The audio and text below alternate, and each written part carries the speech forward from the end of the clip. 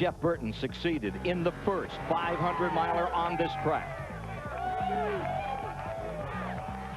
Mark Martin claimed the second 500 here. And last year, Texas Terry Labonte administered a Texas whipping to the elite of NASCAR. In the last 3 years, this race has been, for many, a matter of survival.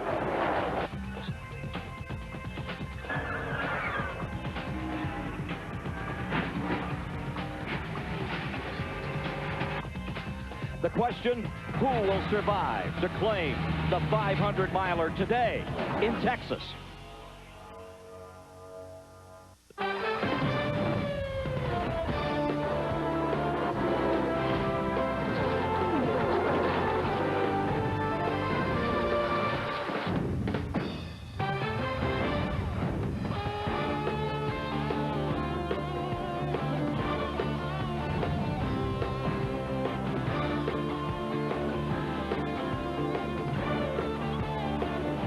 It is the lull before the storm, the quiet time, before all that pent-up power and energy is directed onto this mile-and-a-half track for the DirecTV 500. Winston Cup stock car racing returning to Texas. And there you see the starting field on pit road, 43 strong for $4 million, about to unroll in all of its passionate glory and action. Let's go trackside right now. Hello, everyone. Ken Squire with you. We're just about there, just about ready for that command to get this race underway. But for a moment, we'll spend it with Dick Berggren and one of the all-time favorites here in Texas. Terry Labonte owns all the records here at Texas Motor Speedway. Fastest qualifying lap, fastest race ever run here. He's led more laps than anybody else. What do you got for him today, Terry? Well, I don't know. You know, it rained yesterday, and I just hope our setup is close, and we feel like we won't be too far off. We'll just have to make the right adjustments to try to be right at the end. Well, good luck to you today. Let's go to Ralph Shaheen. A week ago, Rusty Wallace reached an amazing milestone in his racing career, his 50th Winston Cup win, but you did that on a half mile in Bristol, Tennessee. Today, a treacherous mile and a half. What are the keys to victory here? Well, you got to have a great handling race car for number one and good pit stops. Last year, we finished fourth and had a great car at the end of the race. Yesterday morning in practice, we were super good, so I'm real confident for today's race. Ken, Rusty will start 19th today. And he will be coming in strong after that great run he had at Bristol, Tennessee to win number 50. Well, we're just about there. Getting down in the count, getting ready to fire them up here. But let's for a moment go topside, meet the guys who'll be making the call for you. A 50-time winner, Ned Jarrett's with Buddy Baker. And here's Mike Joy. Thanks, Ken, and hello, everyone. Welcome to what they proclaim on T-shirts to be the asphalt frontier here at Texas Motor Speedway. Well, Rusty Wallace is the 10th NASCAR driver to hit the 50 mark. 50 victories. Ned Jarrett has 50, as does Junior Johnson. And look at the bottom line, however. Rusty's about 21.75 million ahead of Ned. But there's one thing Rusty doesn't have with all that money, and that's his own Wheaties box. Ned Jarrett's one of 4 NASCAR legends to be so honored, joining other sport greats. You'll be able to pick that one up in your local grocery store later on this year. Well, Ned, so much for breakfast. How about today's race? Well, it'll be interesting, Mike, as has already been alluded to. Their last practice was rained out last night. What they normally call happy hour, the most important practice session, they didn't get to run. They practiced yesterday morning, but a lot has happened since then. They ran the 300-mile bush race in and out of the showers, and of course it's rained since that race. And so they don't really know what the setup of the race cars will be. Most of them have built a lot of adjustments into the cars that they can adjust on it during the race today. Well, if you look at this track from the helicopter, it looks much like Atlanta or Charlotte. Same shape, pretty much the same size. But Buddy Baker, what's it look like from through the windshield? It's totally different, believe me. This racetrack is one of those racetracks that when you really start in there and get going, hey, it's a different animal, totally. Well, Fritos will take you inside racing, and Buddy will take you for a lap around Texas Motor Speedway. Well, let's just go right out of the pit road into turn 1. Preferred line right on the bottom. As you sweep out of the turn, right up against the wall. 195 or better down the back straightaway in the tricky third turn. This is the turn you have to watch. 4. You come out right against the wall. Double dog leg down the front straightaway and back into turn 1. Getting set to go as we're just minutes away from the command. 43. Riders will take on the asphalt frontier here in Texas. CBS Sports coverage of the DirecTV 500 is sponsored by DirecTV. What are you looking at? Haviland, add more life to your car. And by Ford Outfitters, no boundaries.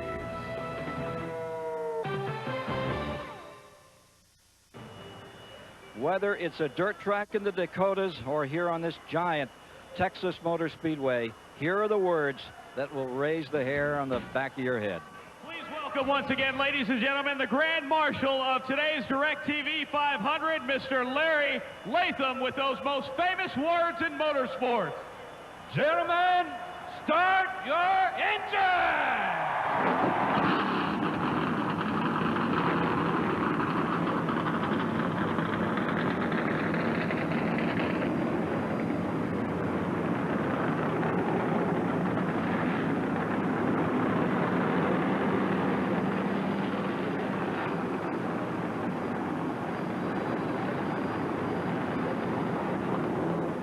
The power is turned up. We're ready to go racing. A look at the starting lineup and the green flag next.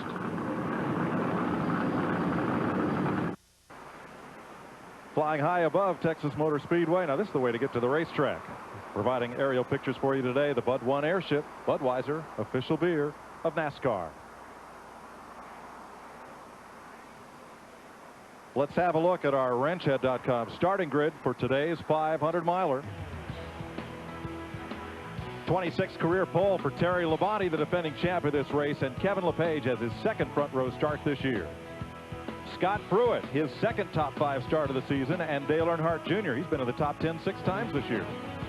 Dale Jarrett, the Daytona 500 winner, twice runner-up here, and Steve Park, who was 4th at Atlanta and 7th at Bristol.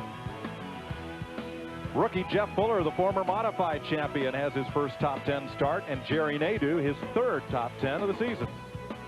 Ward Burton, the winner 2 weeks ago at Darlington, and Mark Martin, winner of this race 2 years ago. Mike Skinner, who came so close to that first career win in Atlanta, and Joe Nemechek, who was 4th here in '98. Matt Kenseth, who leads the Rookie of the Year chase, and Bobby Labonte, winner at Rockingham. Stacy Compton has his best start of the season, and Chad Little. Dale Earnhardt, who won at Atlanta last month, and Ed Berrier.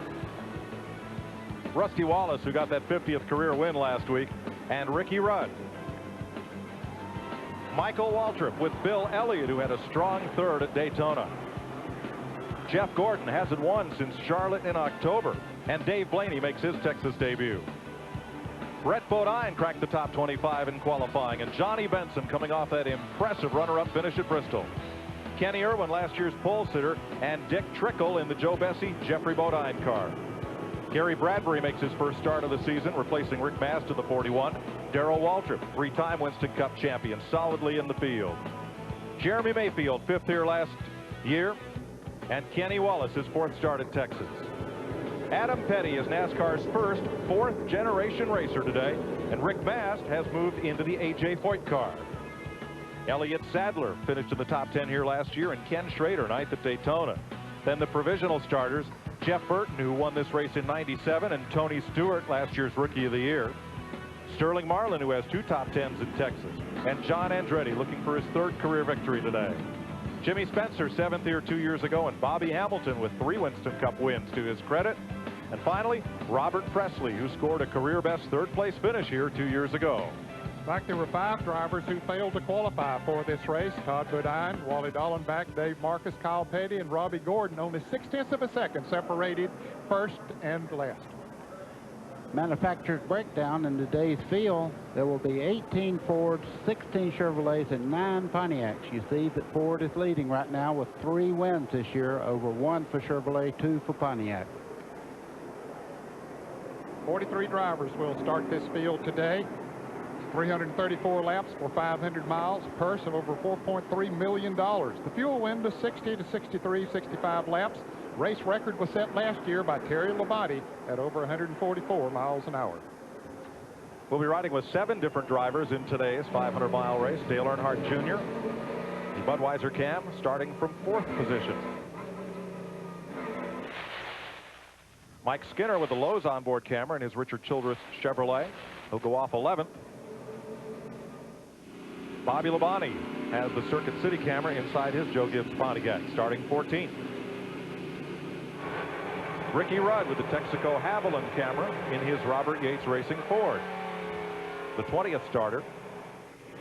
And the Siemens camera is in Dave Blaney's Bill Davis Pontiac from 24th spot. Johnny Benson coming oh so close to that first win. Here's Benson, the Lycos.com camera in his Tyler Jett Pontiac, and Tony Stewart with the Home Depot camera in his Joe Gibbs Pontiac from 38th position. Let's go pit side and Bill Stevens. Teams are debuting brand new cars here in Texas this weekend. One of the surprising aspects of that is Dale Earnhardt. He's got a brand new car here. He did not run the car here in Texas that he won in Atlanta with. Now that's kind of a surprise. Sorry, Bill. We'll be back to you in a moment. Let's try Dick Berggren on pit road.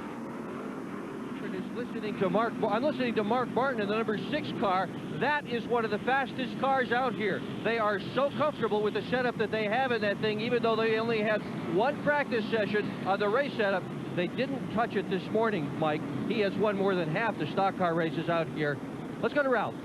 Dick, as far as the front row is concerned, this race is really going to start on lap number 3. Terry Labonte is going to make sure he leads lap number 1. They're hoping to help Kevin LePage lead lap number 2, who is sitting right next to him. That will give each of those teams 5 bonus points for leading a lap. After that, it's every man for himself. Trying to tame Texas. Boy, that's been a tall order here over the short history of this beautiful speed plant. The track, which has 173,000 seats, say that they have more season ticket holders than do the Dallas Cowboys. This track has been very successful with both NASCAR and Indy Racing League events since it opened. Ken Squire? The wind is gusting now, sometimes 10 to 15 miles per hour from the north to the south. That means they get a little kick going into turn number 1. It follows them down the front straightaway. Michael? Getting set for this race to start. They're about half a mile away. You can see them zigzagging back and forth. They're getting a little heat in the tires and also cleaning the racing surface of the race tire. It's cool out there. The folks in the stands, sweaters, jackets, things are about to heat up. Makes for faster racing. Cool weather, overcast, tires will adhere well to the pavement, and the engines will breathe well as well. Pace car is in. The 4th DirecTV 500 is set to go green, and we're racing in Texas.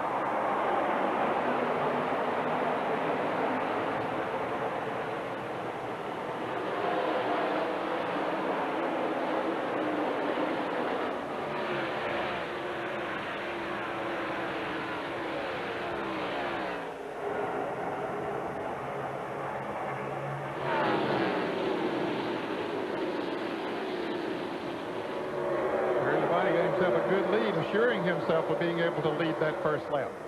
Kevin LePage from the outside pole did not quite get the go at the green, and Scott Pruitt has slipped underneath him for 2nd spot. LePage is 3rd. And Dale Earnhardt Jr. there in the 8 car is in 4th place. He has a very strong car. In practice, he was as good as anyone.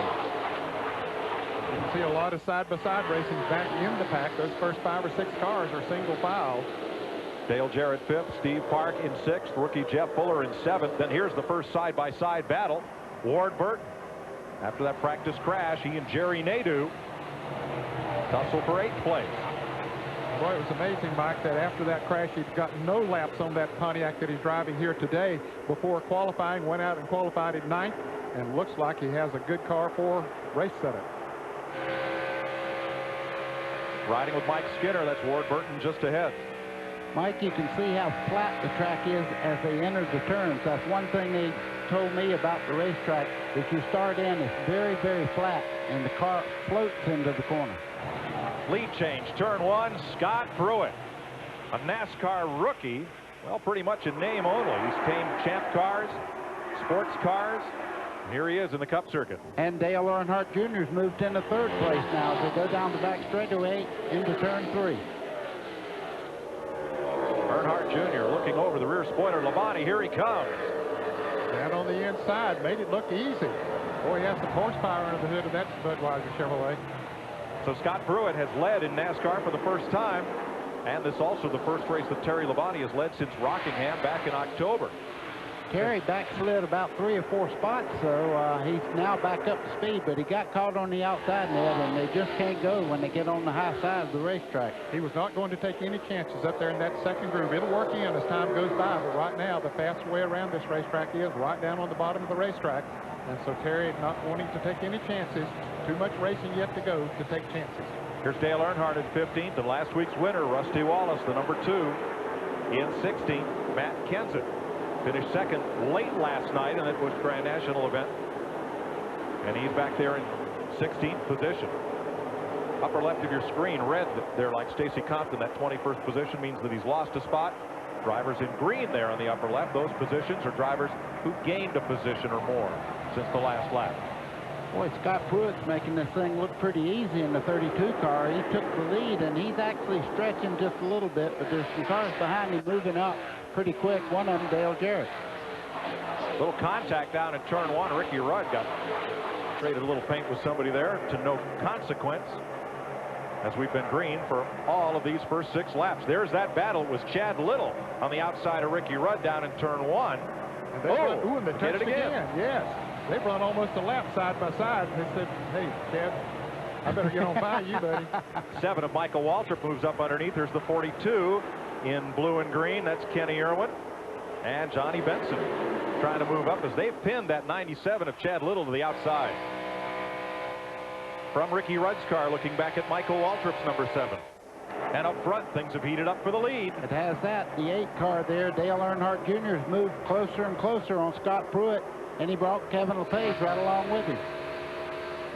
Your ride with Dale Earnhardt Jr., defending Busch Grand National champion, as he looks over the Ford of Scott Pruitt. Well, Mike, we were right here when this young man won the Busch Grand National race a couple of years back there, and he won his first race ever right here. He loves this track. They run 1-2. Pruitt the leader, Earnhardt Jr. in second. Now Terry Labonte, who's led 3 of the 4 Texas races, including this one, has dropped back to 6th place. Let's go to pit road. What's the problem? Mike, that number 5 has gotten pretty loose. The Chevy not handling the way he needs it to. So he is just going to drop back a little bit, try to be patient, and get that car a little bit tighter when they get him in for their first round of pit stops. Pruitt being pressured by Earnhardt Jr. And now back comes Kevin LePage in that purple and white 16. He fell back a little bit there at the beginning, but he has moved right back up into 3rd place and into contention for the lead. Now here's the first group of the first pack. Now the field is split into 2 large packs, and this is the first part of the first one, as things have strung out kind of quickly here at Texas in these first 10 laps. Now this all the first group of cars, and then there's about 3 seconds back to where Ricky Rudd leads that second large group of cars that comprises the second half of the field, and they lack about half a lap to these 3 leaders. Yeah, and just behind them, Dale Jarrett's moving in there, Steve Park and Terry Labonte. So it's going to be a big train of cars fighting as Dale Earnhardt Jr. tries to take the lead. For more on this outstanding Winston Cup rookie, Dick Berggren. Well, Earnhardt Jr. won his very first ever Busch Series race right here in Texas, so he came filled with excitement and enthusiasm. But his crew is telling him, be cool. See who you're running with up there. He's running with a guy that doesn't have a lot of experience here at Texas, but then again, neither does anybody else in this field. Mike? He just backed off something. I don't know why he slowed down so much.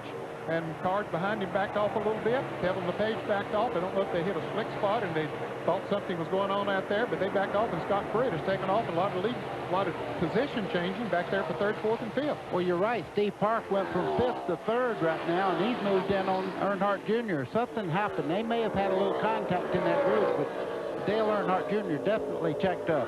He was right up and under Scott Pruitt 2 laps ago, and now he's fallen 7/10 of a second behind. We look back at the 3rd place car of Steve Park, and he also drives for Dale Earnhardt Inc. He is Earnhardt Jr.'s teammate, and what a last couple of races that Park has had, including his first ever Winston Cup pole. Dick, what happened to Dale Jr.?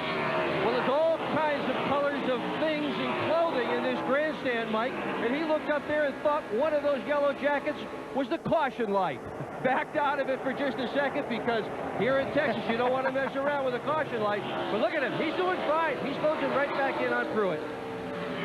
Well, it is, but that was a strange moment out there, really. I mean, they just slowed down, and Pruitt just kept going, and everybody else started passing everybody else back there for that 3rd, 4th, and 5th, 6th positions. The one thing that is happening, though, the aid of Dale Earnhardt Jr. has caught Pruitt again. He's tightened right up as we go back to Matt Kenseth here and Rusty Wallace as they fight back in the pack. This will be for 14th position. Last night's 2nd place finisher against last week's Winston Cup winner.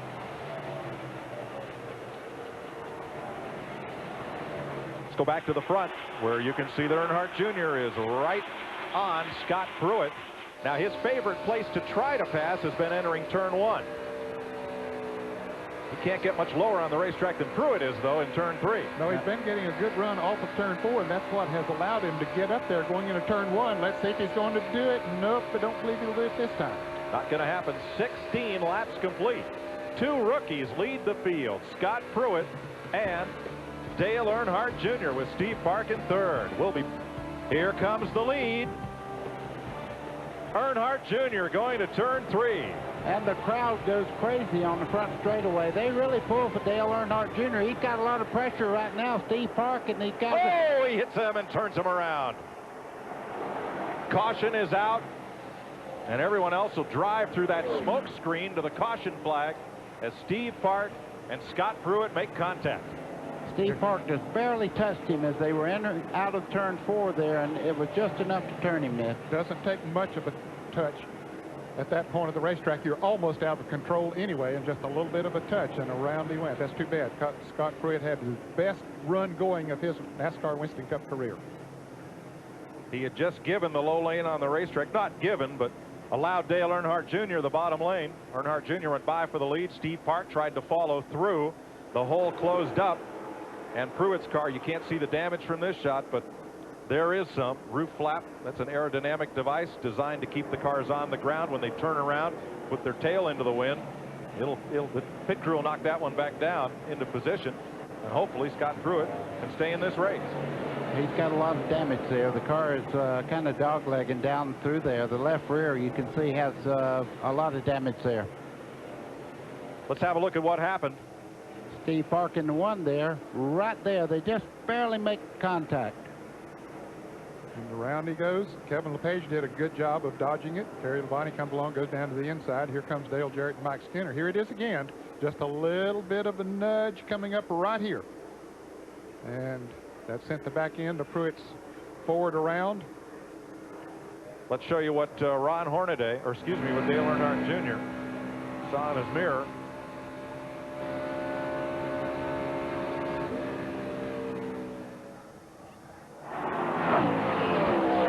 Mike, it's amazing there wasn't more contact there. They were leading the race. They were the first 3 cars, and it was a miracle that a lot of people didn't get caught up in that wreck. The best thing that happened there, buddy, was Pruitt, after he hit the wall, was able to keep the car against the wall, and everybody else had a clear path down to the inside and to the caution flag. As he comes into the pits, so does the rest of the field, all coming down to make those adjustments. Let's go to Dick Berggren. Well, Dale Earnhardt Jr. is going to come in and take 4 tires. He is a little bit loose in and a bit tight coming out. They're going to try to adjust the car for that, in part with tire pressure at least. Crew now over the wall. Jackman, Jeff Clark, has the right side of the car up in the air. 4-tire change. Right front tire bounds toward the 32 car. And let's go to Ralph Shaheen. Kevin LePage is in making changes on his car. He was a little loose off, so he's going to make an air pressure judgment, taking the air pressure down a little bit. Steve Park came in. He took the track bar down 1 round as well. And a spinner as Elliott Sadler gets turned around. He got shuffled off the edge of the asphalt as everyone merged out coming out of their pit. And with all the rain last night, he was stuck in the mud. And Mike, one thing that happened here, a lot of the cars that were running back in the pack only took on 2 tires. So they were coming down, they were pitting back down pit road. They were coming at a pretty good clip, and he was there, and he was coming out, and did you say got clipped as, or was he coming in? The traffic jam down pit road looked much like the one coming into the racetrack, and there is still a line of traffic of folks trying to get in. Well, this caution is the first one of the day. 19 laps are complete here in Texas.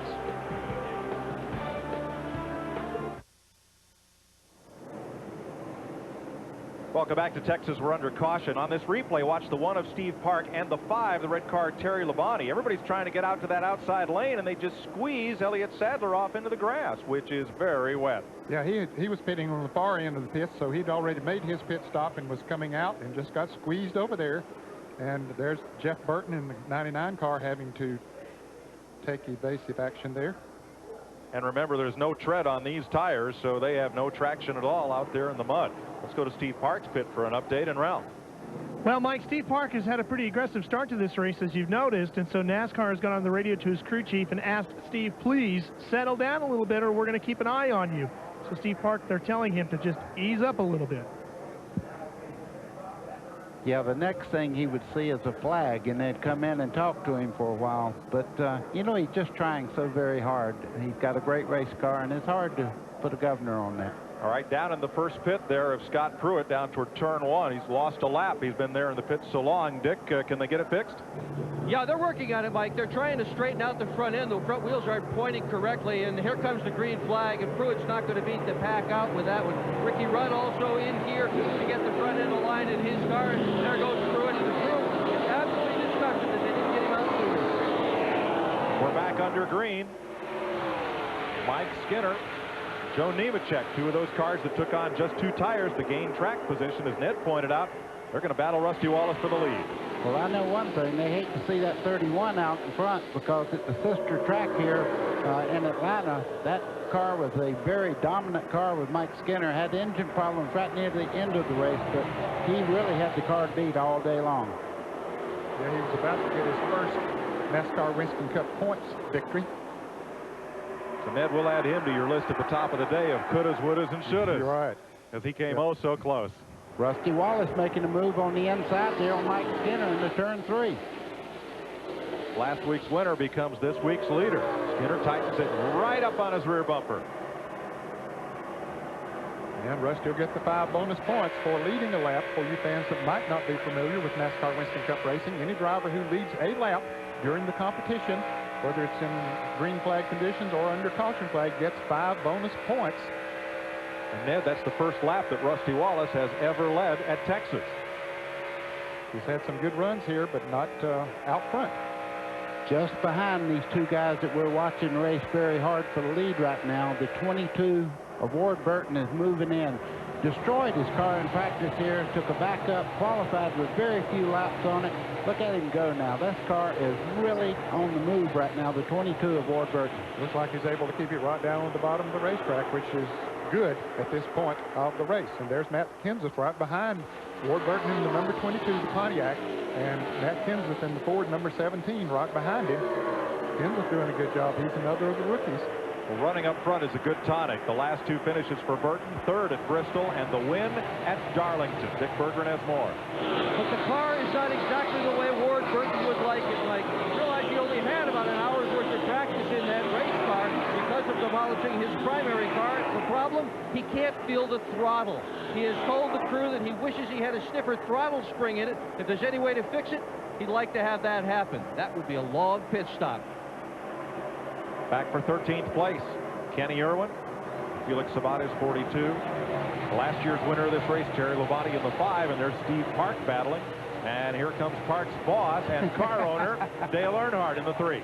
Wonder how you race your boss. Do you give him any slack? I don't think so. These guys race pretty hard against each other. Well, tell me, you used to be Richard Petty's teammate. How did you race him? Well, I knew one thing. If I wrecked him, I didn't have to go to Randleman and find out whether I had a job or not. Bill Stevens. Mike, a contrast in pit strategy in that last pit stop. Dale Earnhardt came in and took 4 tires. His crew chief, Kevin Hamlin, wanted to take a look at the tires coming off of that car to look at the wear, to help him later in the race to gauge what they would do. Rusty Wallace came in. They took 2 tires. Robin Pemberton was more interested in track position early in the race, and it worked. They picked up 9 spots, including the lead. That's Wallace out front on the left of your screen. Ward Skinner right with him, and look at the lead they've opened up. They've opened up a good lead, and Ward Burton, we talked about a moment ago how well he was running. He has really dropped back now to about the 10th or 11th position. 11th now. Ned, I was watching him. He got way up on the high side of the racetrack, and now everybody's freight training him, just going right on by. Well, buddy, if you bang your foot and you get it so you can't really feel that throttle, what does that do for your feel of the race car? Well, the throttle's just like the steering. You drive the car with the throttle, so if you can't feel it, it's one of the good senses you have inside a race car to make it do what you want it to do. He gets in line there just ahead of Terry Labonte, and that will move Burton back to 12th place. Preacher, just tell me if I'm clear. Yes, sir. For more on Ward Burton, Ken Squires. Well, I'm amazed he's doing anything with his car. Remember, this is a fresh car. He crashed that car on Friday. They did not make the Friday session, final practice period. They were still working on it. They changed the motor. Then on Saturday, happy hour, they didn't get a chance to run. The only lap they turned was that qualifying lap that got him up into 9th position. And he is just doing an amazing job, and he is sore. He's walking with a very severe limp as he ambled out to that Caterpillar number 22 this morning. Let's go back at the front. Rusty Wallace on the left, Mike Skinner, but have a look who's coming. Not only Bobby Labonte in that green 18, but here comes Earnhardt Jr. back to the front. He restarted 8th. He's up to 4th. Right now, I think Dale Earnhardt Jr. may have the quickest car out there, but Bobby Labonte has the knack on these types of racetracks. He owns Atlanta. He might own Texas if he keeps running like he's running today. Our Circuit City cam on board Bobby Labonte, looking back at Earnhardt Jr. Already in just 25 laps, 7 different leaders of this race.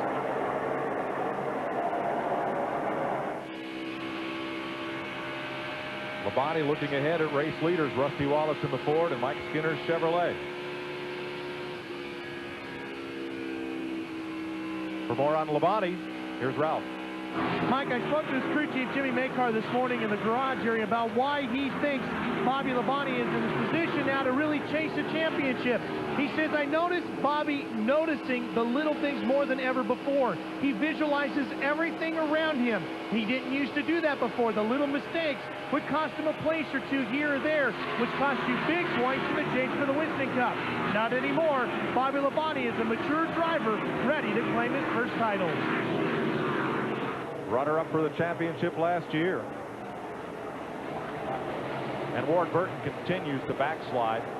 He'd gotten back on the low groove there and had run pretty good for a few laps, Mike, and then all of a sudden the car gets under him and he gets up in that second groove and lost a couple more positions. We're going to have a fight for the front as the front 4 are closing up together. Boy, Bobby Labonte with Dale Earnhardt Jr. drafting along with him, each running the leaders down very, very quickly. You're looking now at Dale Earnhardt's car as they start down, Dale Earnhardt Jr. as they start down the back straightaway. These cars are absolutely flying around this racetrack. Goodyear with a new tire here, and that means higher speeds, particularly corner speeds. Let's have a look with Joe Nemechek and our Fritos onboard telemetry at speed and RPM. Well, you can see as he's in the turn, the RPMs gets down in the mid-70s, but now they go up. The speed goes up with the RPMs.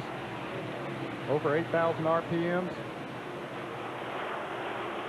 A little bit of brake as he went into the turn just to get the car set. Then he starts picking up speed, and you see that speed now going up over 185, 188 miles an hour.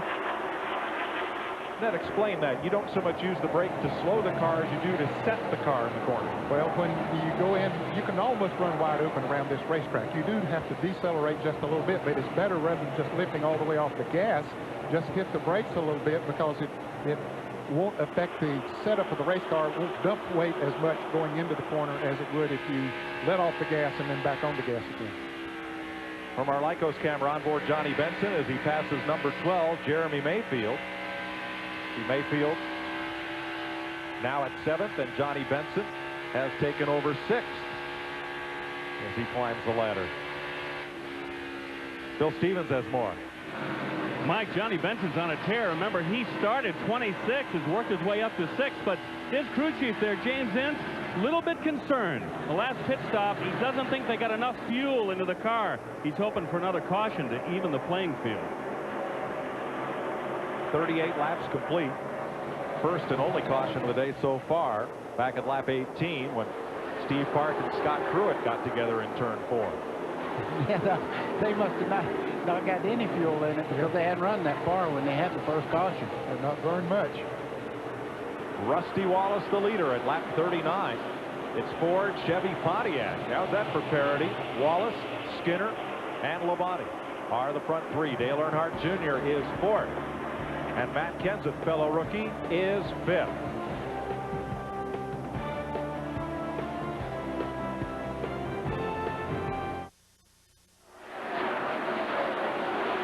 Four laps are complete in the DirecTV 500. Rusty Wallace's Ford continues to lead Mike Skinner's Chevy, Bobby Labonte's Pontiac, and the Chevy of Dale Earnhardt Jr. Now there's your front four, and they have opened up quite a gap on fifth place Matt Kenseth. It's 3.2 seconds from Earnhardt Jr. back to the fifth place car. Not anymore. Johnny Benson just got by him to take over that spot. So move Benson up to fifth and displace Kenseth to sixth. There they are at the bottom of your screen. New paint job for Benson this week.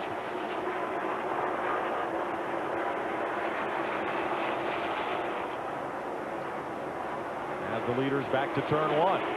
Rusty opening up a little bit of ground here. About half a second on Mike Skinner.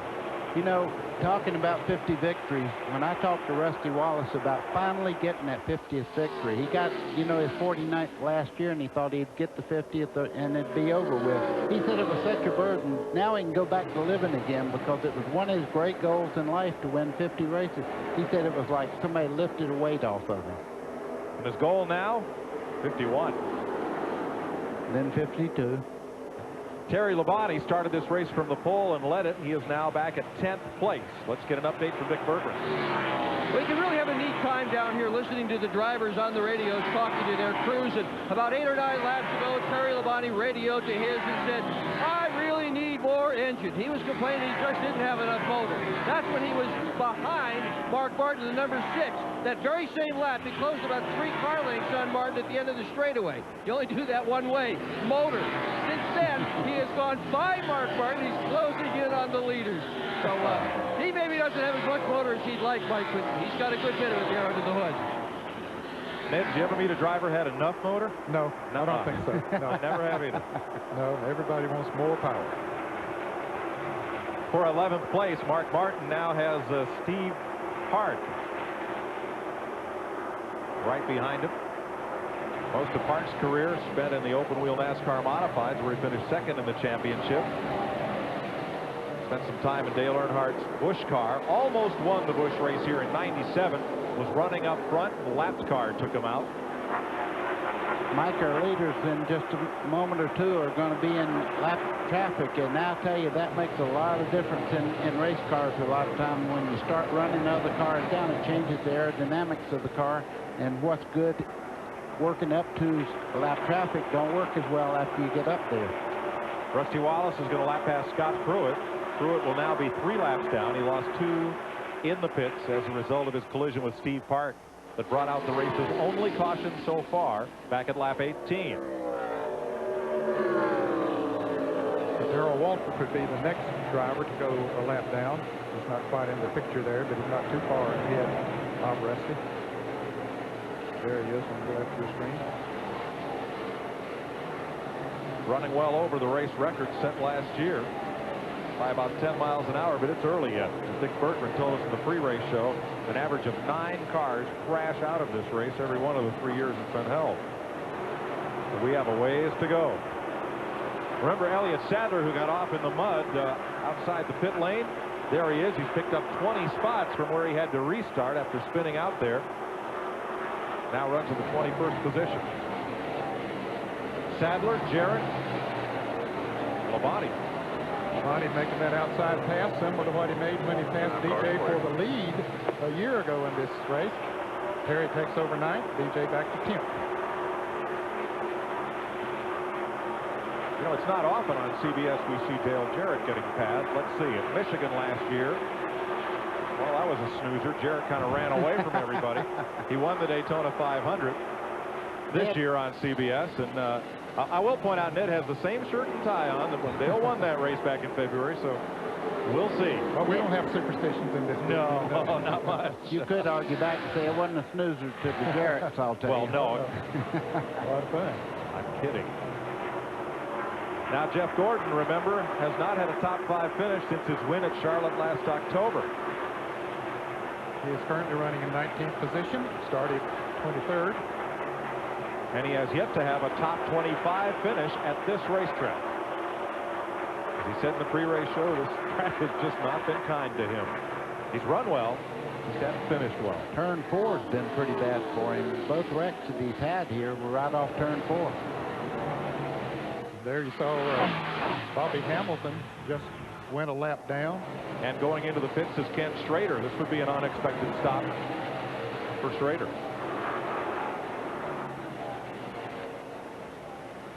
He'll put at least right side tire on his Pontiac.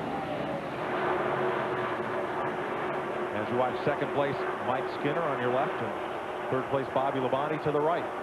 They are 0.7 of a second behind race leader Rusty Wallace. Schrader away, but he's going to lose a lap with that pit stop. Yeah, there goes the lead car by the start-finish line down into turn 1. So, yeah, he's a lap down just by making that pit stop. They're running around the track now in between 29 and 30 seconds. And they can make a pit stop in about 16 seconds. But when you slow down and get your speed back up, it's impossible to make a stop and not lose a lap. Battle for 10th place, Jeremy Mayfield and Terry Labonte. Now here's Wallace about to lap Rick Mast, the new driver for A.J. Foyt. Mast had been contracted to Larry Hedrick in the 41 car, but here he is in A.J.'s car. He's been signed by A.J. for the season. Mike Bliss started out the year, and then Dick Trickle aboard. For more on Rusty Wallace, let's go to Bill Stevens. Well, Mike, we already noted that they came in on that last pit stop and got 2 tires. However, they may be paying the price. Robin Pemberton, the crew chief for Rusty, just told me that car is getting tight now. Rusty is turning the steering wheel. The car does not want to respond as it should. So they got the track position they wanted, but now they're hoping for that yellow flag so they can get them in and make the adjustments they'll need. Second place is heating up. Here comes Labonte closing in on Mike Skinner's second position. It's still Ford, Chevy, and Pontiac in the front 3 spots here in Texas. CBS Sports coverage of the DirecTV 500 continues after this message and a word from your local CBS station. How unpredictable is Texas Motor Speedway? Of the top 7 drivers right now, 5 of them have never won a Winston Cup race. Mike Skinner in 2nd, Dale Earnhardt Jr. in 4th, Johnny Benson in 5th, Matt Kenseth in 6th, Kevin LePage in 7th. Only leader Rusty Wallace and the man you're riding with, Bobby Labonte, know the way to victory lane in this division. Boy, if I was ever to run another race, I'd love to have a car that would stick to the bottom like Bobby Labonte's car was in turns 3 and 4 just then. That car looks like it's on a string, right down on the white line, picks the throttle back up, never moves off that white line. Fastest man on the racetrack, buddy, is Jeff Burton. He is up to 10th after starting 37th. First round qualifying, didn't get fast enough. Second round rained out, so he had to take a provisional start. He's gained 28 spots. And his crew chief, Frankie Stoddard, started out as a youngster in the pits, watching whatever Butch Elms did to his car at little quarter-mile dirt Bear Ridge Speedway in Vermont. To find out how Stoddard got from there to here, you'll have to pick up the inaugural issue of Dick Berggren's new magazine, Speedway Illustrated. Great story on Frankie Stoddard, and that'll be on newsstands May 1st. You saw Bobby Labonte take over 2nd place from Mike Skinner. Yeah, that car is very, very good. Talking about the 99 car, though, they spent last year just setting up for the race. They didn't worry about qualifying. They started in the back so many times that they're good at this. They can work their way to the front. Certainly nothing new for them. 67 laps complete. For more on Labonte, here's Ralph. Mike, the last few years we've come here to the Texas racetrack, we've had trouble getting happy hour in. That's that final 1 hour of practice that takes place on Saturday afternoon. Gives the teams a final shot at setting up their race car.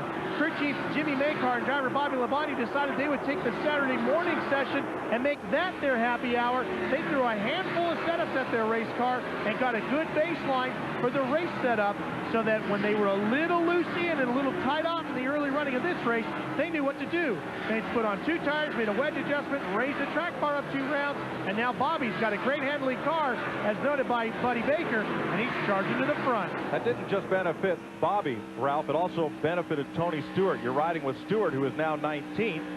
Maycar and Stewart's crew chief Greg Zipadelli share an awful lot of information. And Stewart, who started 38th, has now halved the gap between his starting spot and the lead. He's 19. Now Earnhardt got a little boxed in there.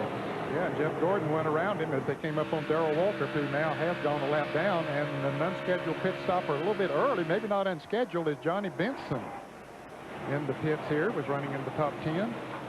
Bill? There, yeah, that's exactly right. This is why James Ince was so concerned before. This is more a stop for fuel than it is for tires, but while they have him in, they want to get more new tires on that race car and get him out, but under green, that cost him. It's going to cost him at least a lap, Bill. At the time of his stop, Benson and Bill Elliott were the only single-car teams represented in the top 20.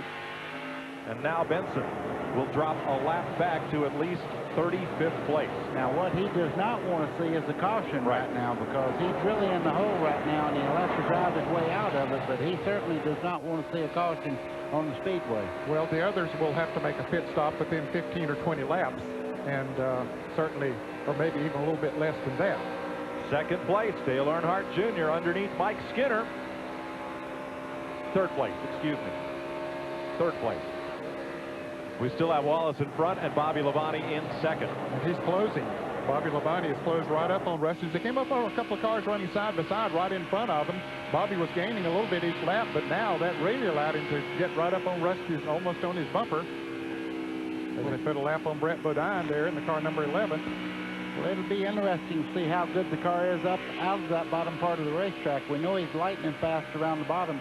Bobby looked very quick on the high side of the racetrack also. Now they're going to work underneath the 41. Gary Bradbury making his return to Winston Cup Racing, driving for Larry Hedrick. His first start since Rockingham. Bobby Labonte likes that a little bit better than having to go on the outside. Bobby, of course, the NASCAR Winston Cup points leader going into this race. He'd like to get up there and pass Rusty Wallace and get those 5 bonus points. And boy, they work hard for that 5 bonus points, because they add up as the year goes on. Oh, yeah. Championships have been won by bonus points. So Rusty Wallace leads Bobby Labonte by a narrow margin. 73 laps are complete as they try to tame the asphalt frontier.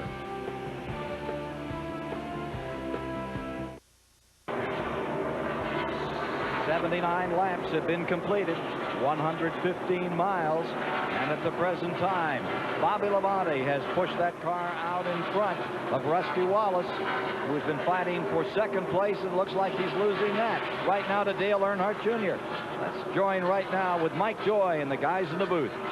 Pit stops have begun. Ken Stacy Compton has just been in. Scott Pruitt for a second time, and now Ward Burton is making his first green flag pit stop of the day.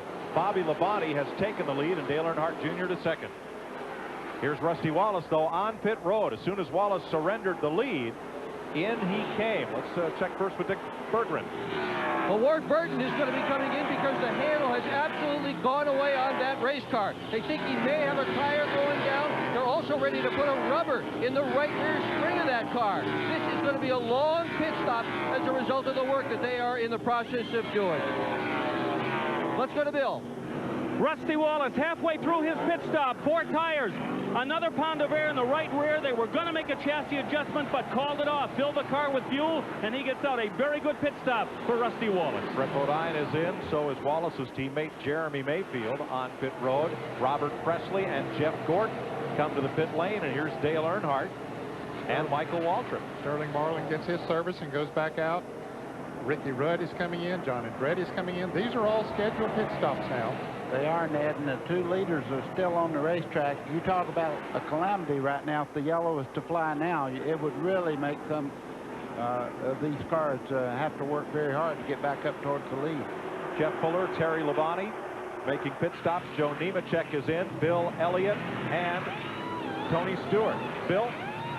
Dale Earnhardt is in. That's an ill-handling race car. They made 2 chassis adjustments on the car, 4 tires. They even changed the air pressure in it. They are working from behind here. The car is not responding to Dale. Here's the race leader, Bobby Labonte on pit road. Kenny Irwin is in as well. Darrell Waltrip and Matt Kenseth making pit stops. Here's Ralph. Bobby Labonte making his way down pit road. 3,500 RPMs is what he's watching on the tachometer, so he stays right at the right pit lane speed. He brings it to a stop. They're very happy with the handling on this car. They're not going to change anything but 4 tires, and they're going to also put in full 2 fuel loads as he comes in to change tires on the left side now, with Jeff Chandler working at one end and Barry Cook at the other, and he is underway. Adam Petty, Mike Skinner, and Dale Earnhardt Jr. all coming in for scheduled pit stops. Dale Jarrett comes in as Bill Elliott goes out. Let's go to Dick. Junior's crew anxiously anticipating his stop. Down pit road, he slides to his stop. 3,500 RPM, they kept telling him. Did not want a speeding penalty. He slowed, he stalled the race car. But Tony Eury Jr. now around the left side of the race car. He's the front tire changer. Son of the crew chief, almost done. Junior, another great stop. Dave Let's Blaney go to Ralph. did trickle in. Ralph? Mike, they just completed a stop on the 31 car. That car wasn't handling perfectly, but they made some adjustments on the 31 to get him ready, and he's backing out. Kevin LePage, Ed Barrier, Steve Park, Mark Martin, and Jeff Burton on pit road. 85 laps complete. These are the first green flag pit stops of the day. LePage led the last lap ahead of Park and Martin. They've all pitted. Bill? Steve Park is in. They just put 1 round of wedge into the race car. They're finishing up the left side tires. Little bit of a hang up and a little lazy getting out of the pits. They also took 2 cans of fuel, and away he goes. And look at this battle. Rusty Wallace, Dale Earnhardt Jr., and Johnny Benson all battling. Now Johnny Benson, this has put him back in the cycle where he wanted to be after having to make that early pit stop, so it's worked out well, but he'll have to stop before they do again if this thing continues to go green, but right now he's in great shape. Yeah, this will be the battle, I think, for second place, Ned. Everyone on the board above them, and caution has come out. Caution flag.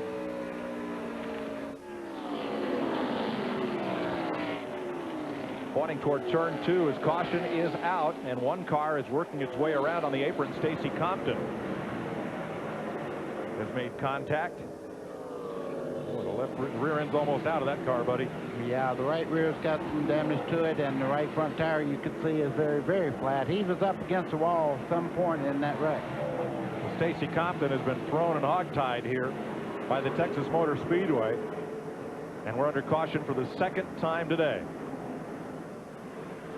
And I believe everyone made pit stops under green before that caution flag came out. The only exception might be Jimmy Spencer. And Jimmy had gone a lap down, so that did not affect the leaders that much. But certainly gave him a big break. It'll probably put him back on the lead lap. Bobby Hamilton comes in as we go to caution, and there's a look at Spencer. 11 leaders today, ties the record, but we're not even halfway home. Stay with us.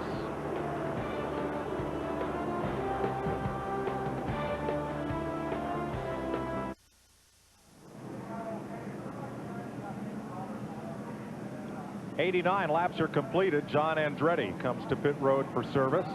Now, Jimmy Spencer has made a pit stop under this caution flag. He was the race leader, but because he had not stopped, and Johnny Benson made a pit stop because he was out of sequence with the rest of the cars having pitted early. Let's show you why we're under caution here at lap 89.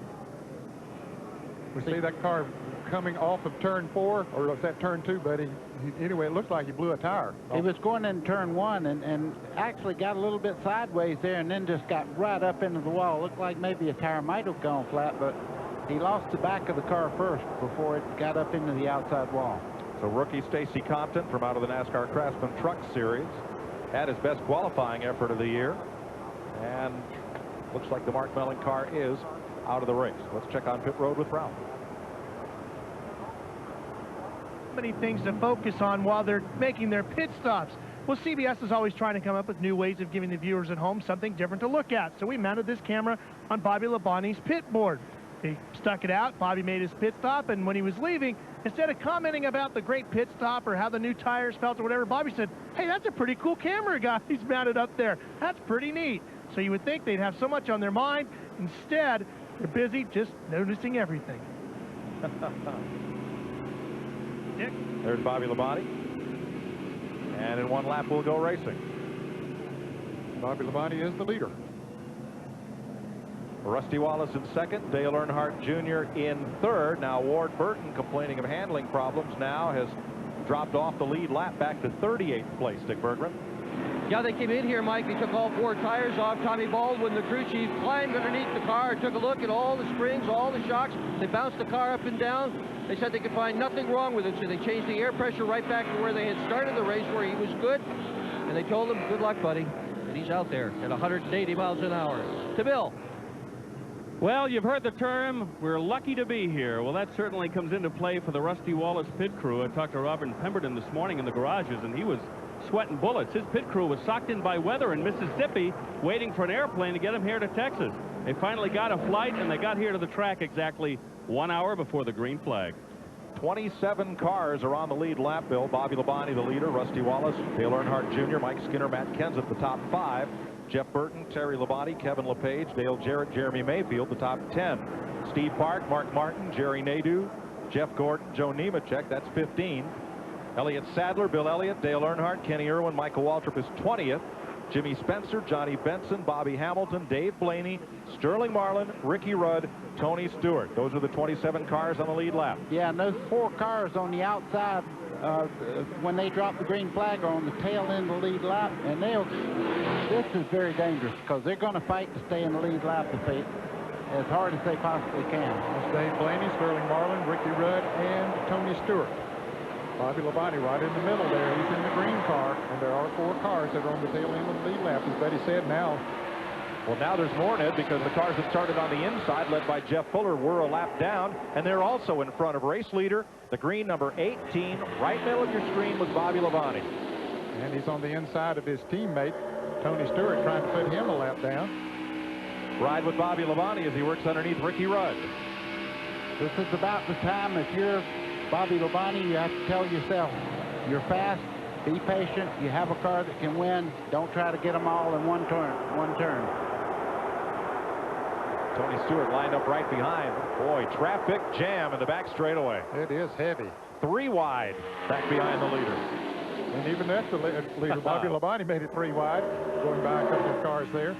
One guy that really had it tough was Dale Earnhardt Jr. He got caught up in, when they dropped the green flag there, up in lap traffic there, and just really dropped back quite a ways.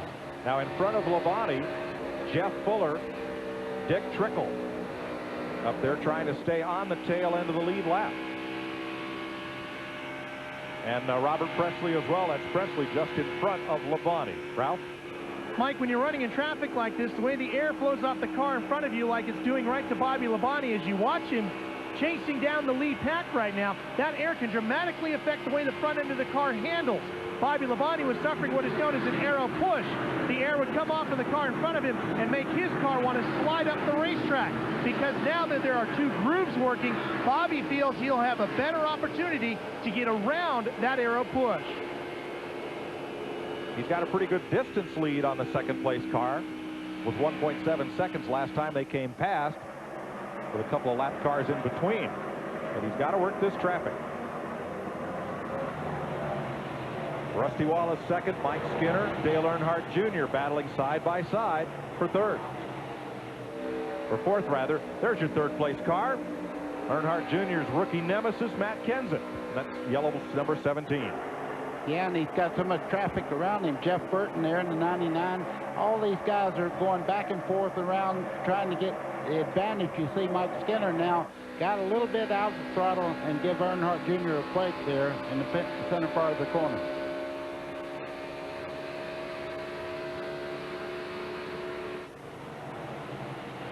Single file, and the fellows who are running for their racing lives right now are Jeff Fuller and Robert Presley. They are ahead of the race leader, Bobby Labonte, as we watch Bobby's older brother, defending champion in this race, driving number 5, Terry Labonte, and the outside pole sitter, Kevin LePage, running right with him.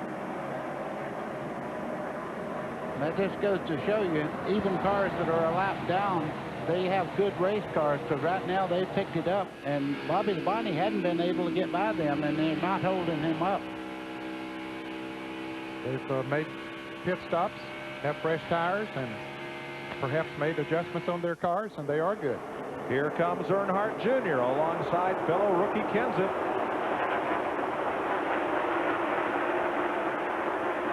Strong race car. He made that move on the outside. Usually when you move out there, you get hung up and go back. He just went right on by Matt Kenseth. Now he has the lap car of John Andretti just ahead. The Petty Pontiac. Working against the Bill Davis Pontiac 93 is Dave Blaney.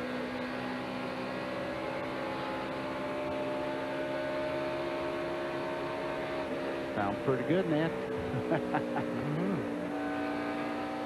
Well, buddy, car in the top groove, car in the bottom groove. How do you be patient in this situation? Well, and Matt Kenseth making a move on the outside there. He got hung up, had to back out of the throttle. Now he's backpedaling a little. That's what you have to have, though, patience, because you can't panic and pull over into traffic just because they moved up on you. And now Earnhardt Jr., he's got to look like that vulture in the cartoon saying, patience, heck, I'm going to go out and kill something. Because he wanted that spot, and Matt Kenseth blew on by him. Now here's Mike Skinner right behind him.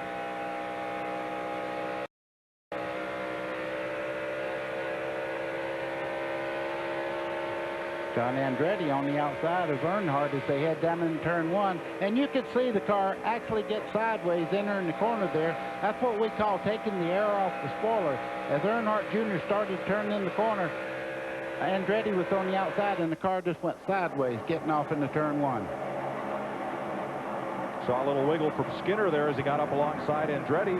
And here comes Jeff Burton from a provisional start. Coming toward the front, number 99. Up to 6th.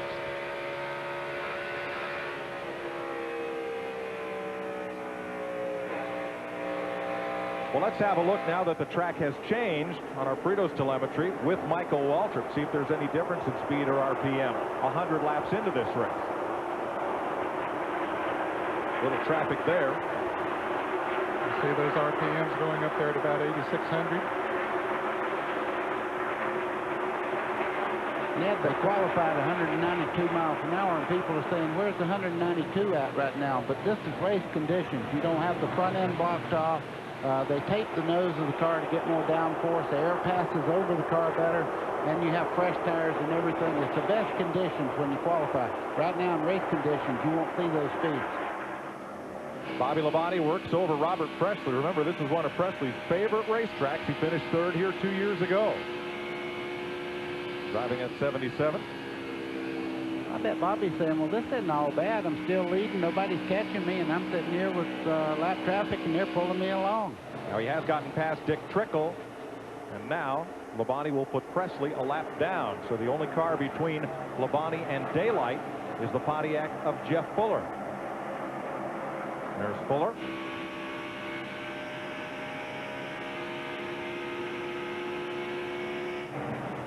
Battle for 7th place. 7th, 8th, and 9th. And a little further back than that, as they work underneath John Andretti, Dale Earnhardt, and Steve Park. That's 12th and 13th. There's Mark Martin on the left of your screen in car number 6. Dave Blaney, Earnhardt there in the number 3, the black car. As they head off down in the corners, this is not a walk in the park. I'm noticing a lot of wheel movement, sliding around. Fuller going a lap down now just in a second because Bobby Labonte has closed in on him. So now Labonte has clear sailing for about half the racetrack around. And the 2nd place car from Rusty Wallace on back still has to negotiate that traffic to have a shot at Bobby Labonte. And he's running over 2 seconds behind him. Looking at this battle here, back about 16th position. And here's Jeff Burton trying to put the move to Mike Skinner. They are 5th and 6th. 106 laps complete in Texas. Bobby Labonte leads Rusty Wallace and Dale Earnhardt Jr.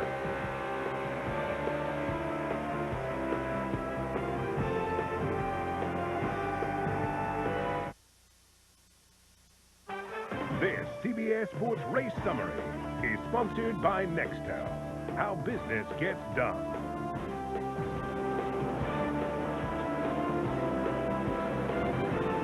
After 110 laps have been completed, 165 miles, 11 leaders up in front, 12 lead changes, a couple of cautions. And Stacy Compton in that second caution, a big victim there. He crashed, got through it, crashed earlier, and we've just had an incident over in turn number 2. Let's get back with the story. Here's Mike Joy. Big crash up in turn 2, and there is one of the cars involved. Jeff Gordon again has been snake bit here in Texas. You see the damage to the hood and the left side of his Rick Hendricks Chevrolet, and there are other cars involved. Mike, you're right, and a car has been on top of that car. You can see the hood there mashed straight down where a car has been on top of the hood. Bill Elliott was definitely involved. He did get his car going and is going around the racetrack now trying to catch up. We see that debris on the racetrack. One car, light blue car, got up into the wall pretty hard. That could have been Jerry Nadeau. Let's have a look. Blaney loose, everybody checks up, and it's Nadeau who goes around off Gordon's bumper. Right behind Gordon was, and there's Bill Elliott. He's the one, buddy, that got up on top of Gordon. Right on top. They're going down through there on 2 wheels. As a matter of fact, Bill Elliott very lucky not to get upside down. Here it is again. They were running so close coming off of turn 2. See Chad Little in the green car getting slowed down. From Johnny Benson. Uh-oh, hole closed up too quick for him. Whoa, look at Bill Elliott. He could go to the Joey Chitwood show if he wanted to. He went down through there on 2 wheels. Here it is again as Nadeau goes hard into the wall. Now, I want you to watch the 93 right there, Blaney. Look how he gets loose, checks up, and everybody else just accordions behind him. Yeah, and he got touched by Nadeau. That really got Nadeau started on this wreck. Johnny Benson just caught up in the middle there, had nothing to do with it. Did a great job not to wipe his car out. And the 2 Dallas-Fort Worth sponsored cars, Nadeau's and Benson's, both in trouble. Now here's Elliott's car being pushed back to the garage area. A lot of damage on his Ford. Had that great run at Daytona, finished in 3rd place. And Dick Berggren can give us an update. Earnhardt Jr. just clicked off the best pit stop of the day, and every other pit stop he has pulled has been a great one. They're all in the 15-second range. The car has been absolutely perfect. He is even telling himself and his crew on the radio, I just have to be patient. Let's go to Ralph. Pretty happy down here with the pit stop on the 18 as well. The World Pit Crew Champions of 1999 clicked off a 15.4-second stop. They're pretty happy with the handling of the car. It was getting a little bit tight. They made a slight air pressure adjustment, went up just a touch on the air pressures here with the 18, Bill Stevens. Not too many happy people in the Rusty Wallace pit. That was the worst pit stop they've had today. An air hose was in the way. Rusty had to wait until they moved it from out in front of the car, and as we look at the leaderboard, they are sinking rapidly. We'll have to check, Bill, because there's very little apparent damage to Johnny Benson's car. Although he was the last car into that skirmish with Bill Elliott up on top of Jeff Gordon. They're doing a little dent and fender work on the right front, though, of Benson's car. So it may be a little more serious than we first thought. CBS Sports coverage of the DirecTV 500 continues after this message and a word from your local CBS station.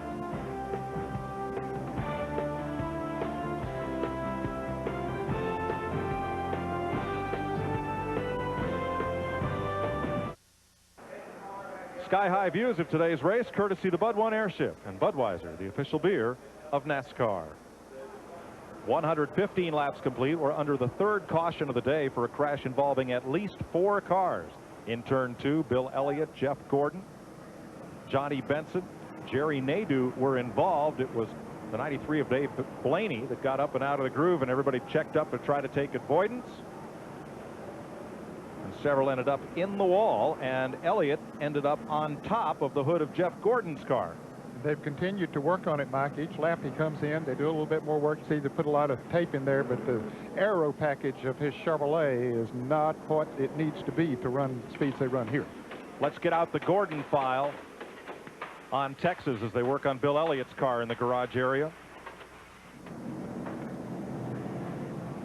1997, slow car, Jimmy Spencer. Gordon is leading, Ernie Irvin in the wall. Hello. And Gordon knocked out. 1 year later.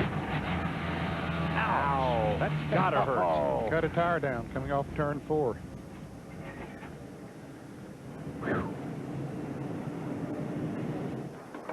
Last year, he finished 30th. That's Gordon's best run here. Bill Stevens is back there where all of the hammers are banging in the garage at Bill Elliott's car. Yeah, Mike, Bill Elliott, not a happy guy. Very frustrated, Bill. You've been watching the work on the car here. You're not feeling too good. Well, I feel fine. I mean, it's kind of been par for the course. I mean, just, you know, last week at Bristol, we broke a transmission. It was kind of a weird deal. And then, you know, I just got caught up in that deal. Wasn't a lot I could do. You know, Jeff got into the, whatever happened, he in the 25 car. And then I would have been okay, but then I got hit from behind. And one of them days. Are you going to get back into this thing? Oh, yeah, we'll get back and ride around a little bit. Let's go to Ralph Shaheen. Mike, they've been very busy down here in Jeff Gordon's pit working on the number 24, trying to get him back into some form of aerodynamic shape. The biggest problem is the body, especially all around the front end, trying to get that car to handle the best they can aerodynamically. In fact, they're saying she's not pretty, but we're going to do the best we can to get as many points as we can here today. Nothing aerodynamic about duct tape, is there? No, and I'm just looking at the hood. That's the carburetor just under the P on the front of that DuPont Chevrolet there as he goes down, and it's a miracle it didn't knock the carburetor all the way off that car. That's the truth. And you know, they talked about the Chevrolets at the beginning of the year not having downforce on the front end. Hey, maybe that dent there will put more downforce on the front end. Ned. Not what he wants, is it? No. We saw Jerry Nadeau's car headed for the hauler. The Danbury, Connecticut driver is out of the race. Let's set the field for you. We have 21 cars on the lead lap. And Dale Earnhardt Jr. is the class of the field. Bobby Labonte is second. Steve Park is third. Mark Martin fourth, the highest he's been today. And Jeremy Mayfield is fifth in the number 12. Rookie Matt Kenseth, his number 17. There's that yellow car in sixth place. Dale Jarrett, seventh. Kevin LePage, the outside pole sitter, eighth. The blue roof white car is Rusty Wallace. He is ninth. Terry Labonte is 10th. Mike Skinner's 11th. Dale Earnhardt's 12th. Joe Nemechek, Elliott Sadler, Michael Waltrip, and also on the lead lap, Jimmy Spencer, Jeff Burton, way back, 17th. Kenny Irwin, Bobby Hamilton, Johnny Benson, and Jeff Gordon are still on the lead lap, but those cars were damaged somewhat in the turn 2 crash. Riding with Bobby Labonte here in the Interstate Batteries car with the Circuit City camera. I think I mentioned in the pre-race show, Mike, that we'd had 11 straight winners, not a repeat. Bobby Labonte is the only driver who has repeated during that period of time. He did win the last race of the season in Atlanta. Let's go green at lap 118. Trouble front straightaway. Sterling Marlin slams into Elliott Sadler, and Marlin goes for a ride. Go, pace car, go. Man, the pace car was going down pit road. It looked like Sterling was on his way into there. A break for Dick Trickle. Dick Trickle's out in front of the race leader. And I think the caution will have to come out because Sterling probably won't be able to get out of that wet grass. Here comes Jeff Fuller trying to race the leaders back, and Tony Stewart. Tony Stewart trying to get back before Dale Earnhardt Jr. is not going to make it. Yes, he is. Tony Stewart made it, but Jeff Fuller didn't quite make it. It all happened on the restart, and again, it has rained so much here all day yesterday, and again last night, that these slick tires gain no grip on that very, very wet grass. Like his spotter, I'd say straighten the wheels. Exactly. That's what he needs to do, because that's he doesn't realize it has the wheels cut, I don't think. You've been stuck in the mud. I have, yes. Now, you'll see the 21 of Sadler on the outside. And the problem, Marlin got squeezed up and right in to Sadler, and then Sadler had trouble getting going to speed. And we had talked about it before the race started. Anybody got in the grass today was going to be in trouble, Ned. Yes. Marlin is so wet in there. Marlin's now lost a lap. Slid down there on the end of that stuff. Now he's getting a little bit of help from the safety workers to push him out. He didn't need a lot of help, obviously. 2 guys were able to get him out of there. And we're back under caution again. And Elliott Sadler's car goes to the garage.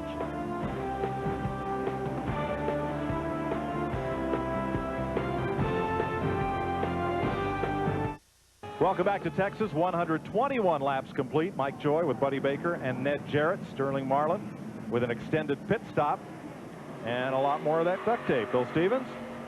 Yeah, you got that right, Mike. They just went through a couple of rolls of that stuff to try to cobble together the front of the number 40 car. Actually, the news isn't as bad as it could have been. Really superficial damage other than the taping on the front. The thing that took them the longest on that pit stop was to get all the grass and the sod out from underneath the undercarriage in the back.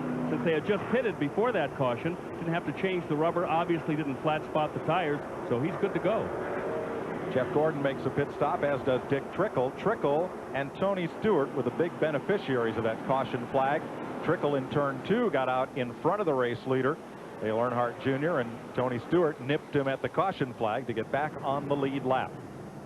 So cleanup continues, and there is Trickle completing his stop, and he'll roll past Jeff Gordon, to whom much more tape is being applied. Of course, that's the car that's normally driven by Jeffrey Bodine, the car number 60, and he said yesterday that in an interview with Ken Squire that he planned to race again in California next month. Yeah, he looked pretty good other than having the cast on his right arm and wearing that brace on his midsection. But he really is alert and he's ready to go back racing, I think, as soon as they remove the braces. Sterling Marlin makes another pit stop, trying to keep from going another lap down. And as you ride with the leader, Dale Earnhardt Jr. behind the Chevrolet safety car. Let's get an update on Earnhardt Jr.'s day from Dick Berggren. Well, he was just talking to his crew, Mike. He was complaining about some debris on the front straightaway here. Obviously, he wants the cleanest possible racetrack in front of him where they drop the green flag. So all of a sudden, here goes NASCAR back out on the racetrack, and sure enough, they found some of that debris. So we should be good to go. They've just told the crews 1 to go. Terrell.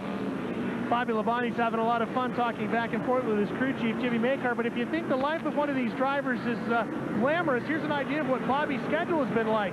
This past Wednesday, he was at Greenville Pickett Speedway in South Carolina testing for Martinsville, and he crashed their short track car. Thursday, he came all the way here to Texas. It's been nothing but concerts and autograph sessions, as you would imagine when you're in your home state. And then on Monday, Ken, he's got a television commercial shoot, then a test Tuesday and Wednesday in Talladega. It won't be until next Thursday when Bobby Labonte finally gets a day off, Ken. Yeah, Bobby Labonte, like so many of these Winston Cup runners, you don't think about all those other things they have to do besides get out here on Sunday. Now you're riding with Tony Stewart, and what a story here. He's up to 19th on this restart. He is in the lead lap, and he's going to be starting in front of Trickle and Gordon and Spencer in that lead lap. It'll be fun to see if he can fight his way back up to the front of the field and run with those top runners. This is the kind of odds he likes to take on. Getting set for a start, here's Mike Joy. And Ken, they're waving it off. We're going to hold for caution 1 more lap. Jeff Gordon hangs on the lead lap, and here's Adam Petty. Let's catch up with the 19-year-old. His great-grandfather, Lee Petty, a NASCAR champion in the 50s and winner of the first Daytona 500. His grandfather, the King, Richard Petty, winner of 7 Daytona 500s and 7 Winston Cups. His father, Kyle Petty, has been to Winston Cup victory lane as well. So now he's a 4th-generation driver. That's a first for NASCAR, and it may well be a first for any major professional sport. But there's Adam. He's in 30th place in his first Winston Cup drive. 1 lap down to the race leader. 124 laps completed as they try to tame Texas.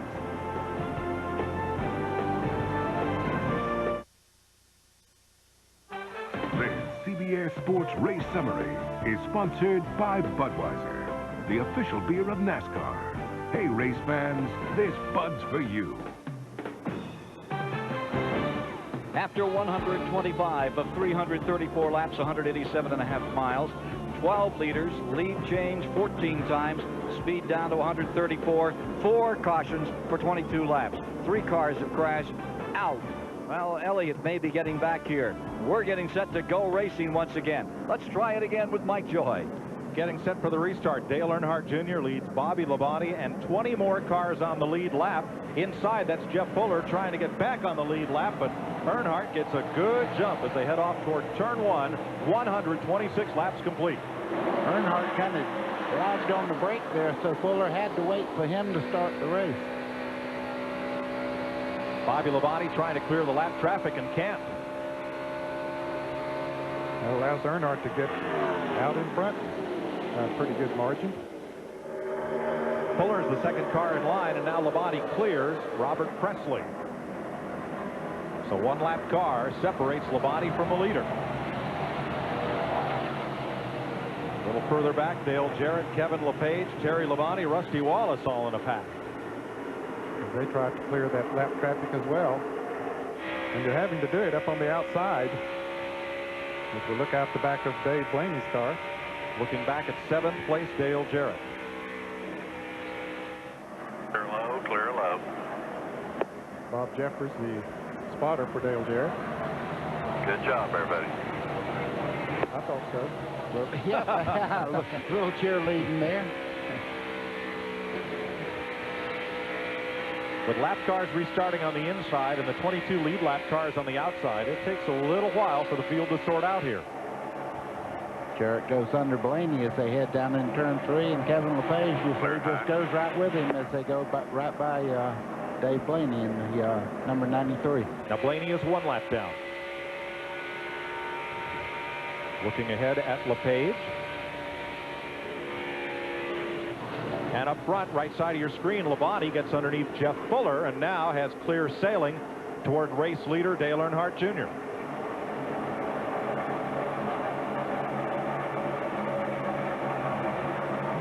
Good battle here for 11th position. Rusty Wallace, Mike Skinner in the car number 31, Dale Earnhardt in the black number 3. Riding with Mike Skinner here now as his teammate comes up on him. Anybody remembers Atlanta, they made a little contact when they were racing each other down there. This time, no foul. You could see Earnhardt was a little quicker, so Skinner just let him go right under. But you know, for teammates, they race more like brothers. They race hard. Yes. That's for sure. Yeah. And when they were racing in Atlanta, the incident that Brady mentioned, they were racing for the lead. For the lead. That makes a big difference. Kenny Schrader's car a little bit loose. The number 36 there, the yellow car on the inside of Skinner.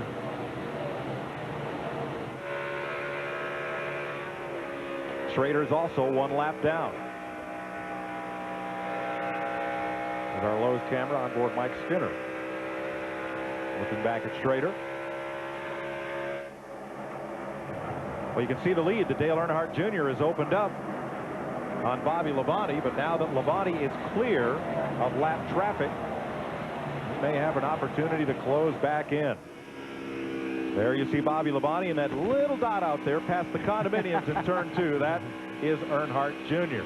Boy, they have to be so proud. I mean, first year Winston Cup for all the group there. They moved up from Busch Grand National with Dale Earnhardt Jr.'s crew chiefs and everyone. What a great job. I mean, to be able to lead the first year period. One of the cars, buddy, that was involved in that most recent incident, Elliott Sadler in the garage. Here's Bill Stevens with an update. Mike, Elliott Sadler's been taken to the infield care center complaining of some pretty severe pain in his left arm and left shoulder. Crew Chief Mike Beam is actually looking around to maybe put somebody back into that car if they can get it repaired. His team is very disappointed. The Wood brothers hoping for a big day today. It was on this day back in 1967. Cale Yarborough won the Atlanta 500, and that was his first career victory. 134 laps, 7th place battle. There's Dale Jarrett, 88. Kevin LePage, number 16. We're pulling up on Ward Burton, and Burton is also 1 lap down in the Bill Davis 22.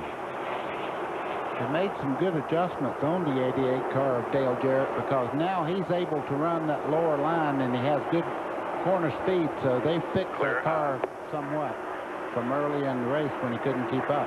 Courtesy move by Ward Burton. He just moved up and let him go. Didn't block the lane. He says that's if there will be return somewhere down the road, or maybe it already has. You don't know. I mean, these drivers, they will look out for each other on occasions. And Jarrett has really moved away from Kevin LePage now, and he's got Mark Martin in his sights. That's the 6th place car. And that's another good guy. This part of the race, he'll move over and let him go because he watches his mirror and knows that Jarrett's much quicker right now, so he won't race him for that spot. It's been boom or bust for Mark Martin here in Texas. He hit Augusta at 98 as the race winner, but the other 2 years they've had this race has finished no better than 34th.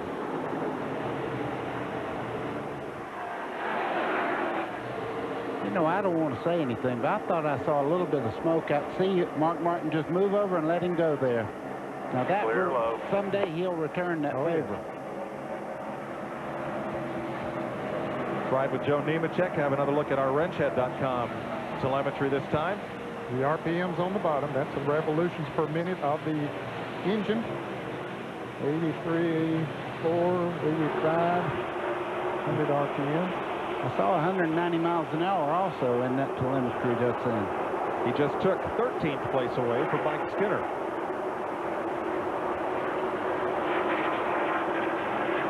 Here's your third place battle. Steve Park in the Chevrolet of Dale Earnhardt and Jeremy Mayfield, Ford.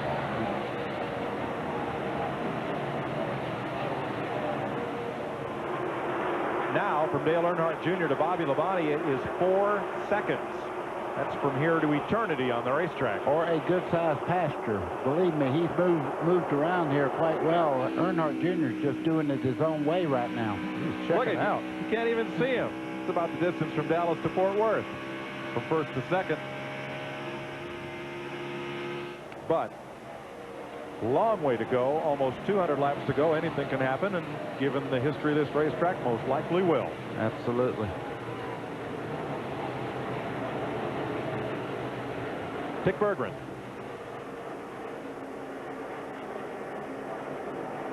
Just came, Brad Parrott from Dale Jarrett's car, just came roaring down here to Dale Earnhardt Jr.'s pit, flapping his arms in the breeze with a giant smile on his face.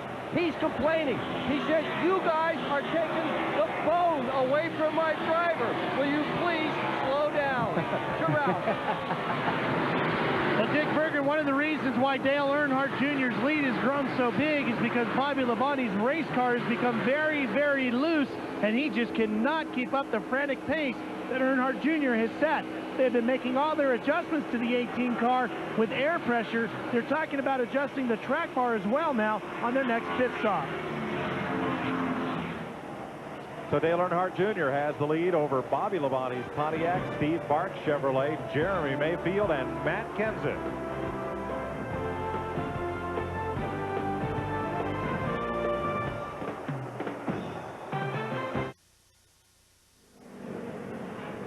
Welcome back to Fort Worth. Another Texas twister has claimed Johnny Benson. You see Benson climbing out of the Beverly Chevrolet, and also involved is John Andretti.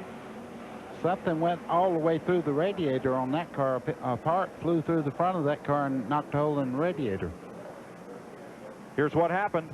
They were coming off of turn 2. Ricky Rudd in the 28 up front there, and the 10 car of Johnny Benson. As Rudd slows down a little bit, it looks like, and Benson under the 43 looks like he just got loose, buddy, as he came off of there.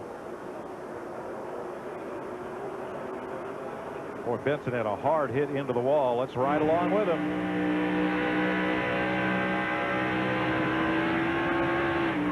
Ow! You could hear the RPMs that really get up there as the back started around on Benson's car.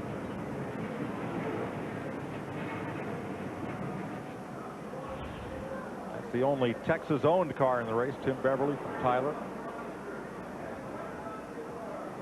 And leader, Dale Earnhardt Jr. is in. Dick? Dale Earnhardt Jr. indeed is in, Mike. The crew had been talking about a 2-tire change. It's going to be a 4-tire change, however, as Jeff Clark jumps over Tony Eury. They have had just absolutely flawless tire changes, pit stops today. This young 25-year-old driver poised to win his first ever. To Ralph. Well, a 15.7 stop down here for the crew of Bobby Labonte. Another great stop. Peter Jennings raised the track bar down 1/4 of a turn, and they put 4 tires on it. They're hoping that track bar adjustment will get that car handling the way they need it. Phil Stevens? Steve Park had a track bar adjustment. They dropped it 1 turn. They took 1 rubber out of the right rear. Hopefully that'll correct the problem with that car in traffic. It has a tight condition. Matt Kenseth, 2-tire stop, no adjustments. Yeah, there were several cars that really advanced up through the field there on that stop. I noticed that Junior really was way back when he came back out. Rusty Wallace took on 2 tires. Dale Jarrett took on 2 tires. I think DJ came out first. We'll see when it's all settled down here. Playing for track position in Texas. CBS Sports coverage of the DirecTV 500 continues after this message and a word from your local station. Welcome back to Texas. 148 laps complete. We've had 2 lead changes under caution. Michael Waltrip led a lap, and as Ned theorized, the first car out of the pits was Dale Jarrett.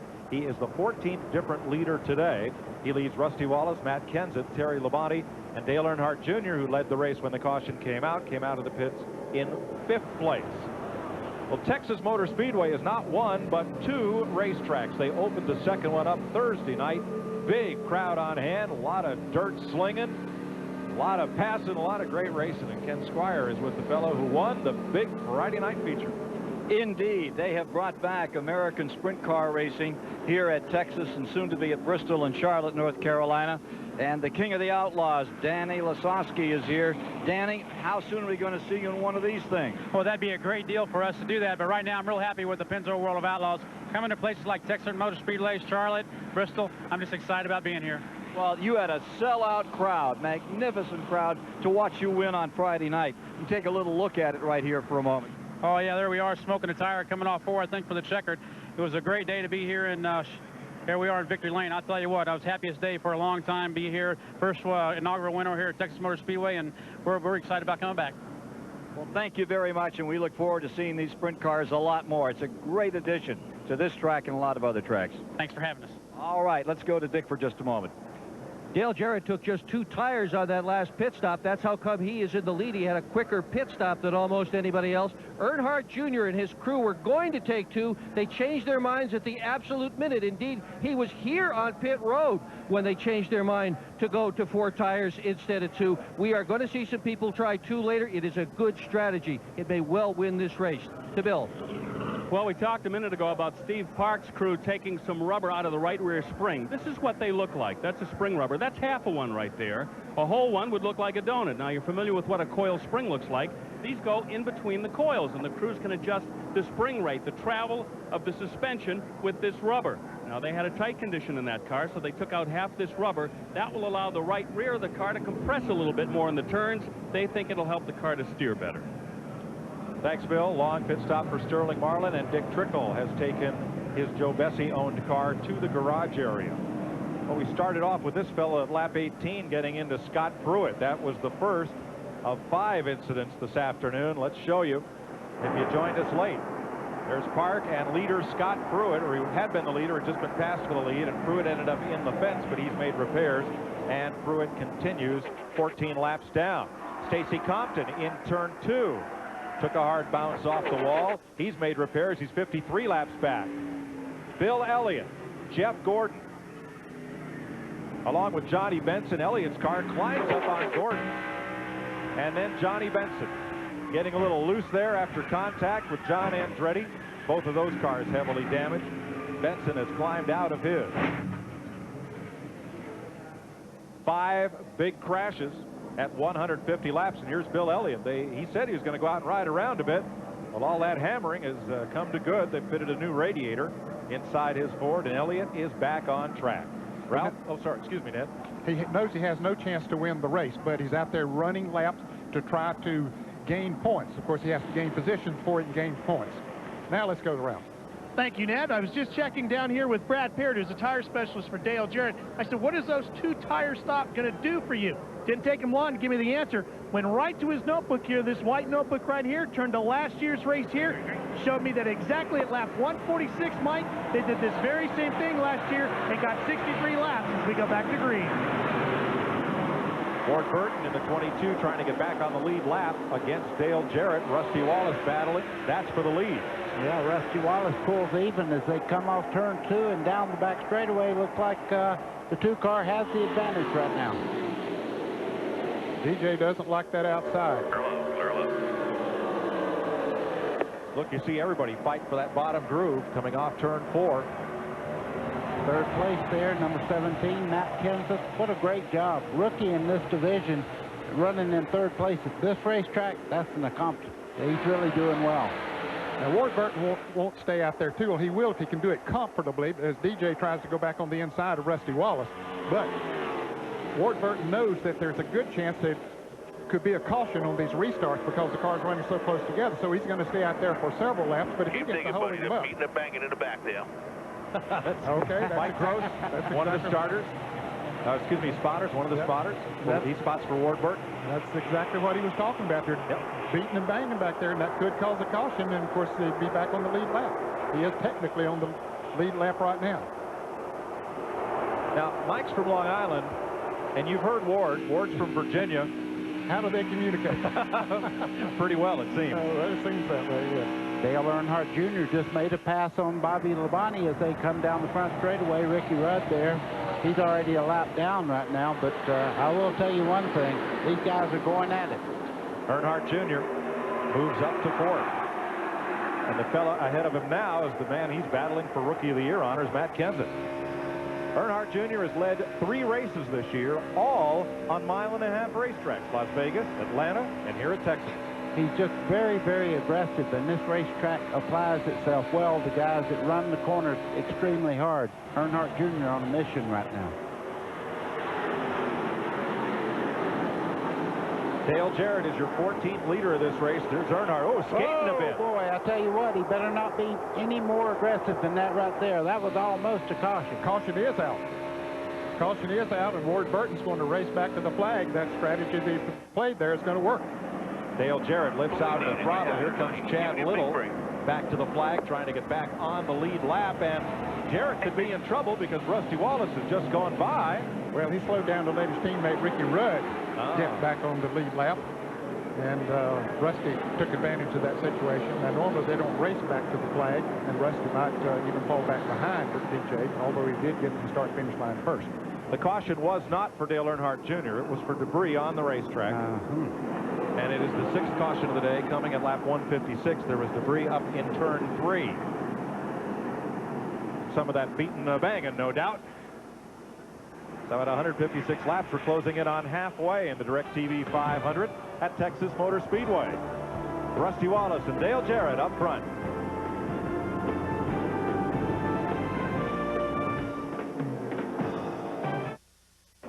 The Bud 1 airship, 1,000 feet above Texas Motor Speedway, is proud to be here today, supplying you with these spectacular aerial views. Budweiser's the official beer of NASCAR. Well, Dale Jarrett slowed up coming to the caution flag to allow his Robert Yates Racing teammate Ricky Rudd to get back on the lead lap. And so let's go down to Jarrett's pit. Here's Ralph. Todd Parrott is the crew chief for Dale Jarrett, and your driver slowed down a little bit to help out his teammate, but you sounded like you weren't a little happy about that. How come? Well, we'd look real funny if we got hit from behind. You know, one of them guys didn't know he was going to slow down. You know, the 28 car got his one help for the day. Now they got to get his car right. That's it, Mike. You know, sometimes when you try to help out your teammate, it can be very dangerous. And when you're leading, Dick, well, you don't want to take any chances. You don't. Tony Uri and his team have taken no chances at all today. That car looks like it's on a rail. What's this kid got to do to win this thing, Tony? Well, that's exactly what our driver said. He said this thing's on a rail when he ran off from Bobby there, but we was trying to get him to save it a little bit. The car's extremely good. That Budweiser Chevy's been running like that for 4 or 5 weeks now. We just had 3 bad weeks and got behind these points. So we got to finish this race, get us the top 10, get them points back. And we're at green flag. Rusty Wallace on the point. He passed Jarrett coming to the caution flag, so Dale Jarrett is second.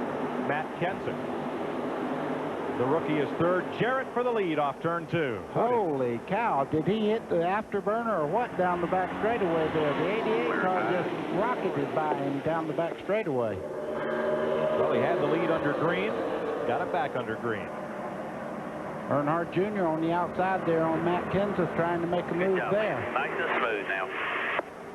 Now, a couple other cars finished. He's also got the lap back. We mentioned Ward Burton did. So did Robert Presley. He got a lap back. And there's one other car.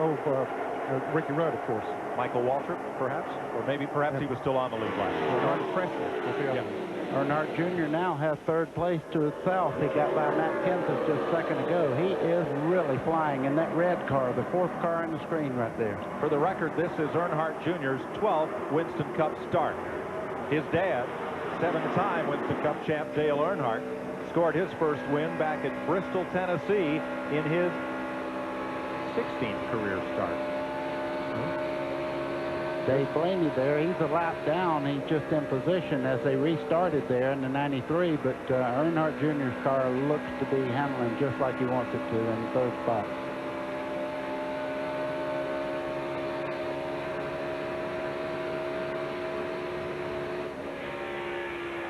Let's ride with Blaney, looking ahead at the 2 leaders, the Fords of Jarrett and Wallace. You'll see to the left, here comes Earnhardt Jr., passing the lapped car of Blaney. Blaney went a little bit high coming off the turn, opened up the groove there for Earnhardt Jr., and he took advantage of it. Now, Blaney's a graduate of the World of Outlaws as well. As we heard from Danny Lasowski earlier. And Blaney, a very successful driver in this series. Looking back at him, though, as the tires start to wear off, he's starting to run higher and losing more spots. Here's the 10th place battle. Kevin LePage, 16. Here comes Tony Stewart. Tony the Tiger, you're riding with him in the orange car as they head down in the corner, right on the white line. You see the 16 of Kevin LePage washing up the racetrack there. Dick Trickle's back on the Speedway after spending some time in the garage in Joe Bessie Chevrolet. Here's Earnhardt. He's in 18th place, about to overhaul Jimmy Spencer on the outside, the hard way. Oh, yeah, he likes it that way. So Earnhardt has already won a race this year. Up to 16th and now works around the left car of Rick Mast, driving for A.J. Foyt. 32 is Scott Pruitt, and 45, Adam Petty. I'd say Earnhardt's a little bit on the nippy side right now. He just had a penalty that brought him into the pits and put him in the back of the field, so he is really on a mission right now. Now, Adam's father, Kyle Petty, has been helping out in the pit and kind of spotting and coaching for Adam. But we just saw him run to the garage area. The word is he's going to put his suit on and hop into the Wood Brothers Ford. Okay, he used to drive for them. Yeah. So we're very familiar with the team. Of course, we heard earlier that Elliott Sadler. Yep, sore left arm for Sadler after that crash, so he's out of the car. Yep. Which proves one thing. We are a big family, and we'll help other teams out. One thing you can count on. We'll fight on the racetrack, but we have a heart when it comes to the other teams also. Coming around to complete halfway. About to say the same thing, Mike. Look at Jeff Burton, 7th place, 30 positions from where he started. He and Tony Stewart both took provisional spots. And keep an eye on Dale Earnhardt Jr. now. He's moving in on the 2 there. Rusty Wallace, they head down the back straightaway. He definitely has a very, very quick car. We said that over and over again, but it's amazing to watch what he's doing with this car. He likes this track. Got his first Busch NASCAR Series Grand National win right here. Boy, did he loosen up Rusty by moving up that close to him. He does that a couple of times. Rusty will say, you know, 3rd isn't that bad. For the moment. And we have trouble. caution. Turn 4, a car up in the wall. In turn 4, that is Gary Bradbury. I don't think we'll have any cars racing the leader back to the line this time. There are none that are they've all slowed up. None of them are close to the leader. So here comes Jarrett at a somewhat leisurely pace back to the caution flag. There's a gentleman's agreement among the drivers about not racing back to the caution flag unless you're trying to get a lap back from the leader, and no one was close enough to contend. So let's make this the 7th caution of the day at lap 169.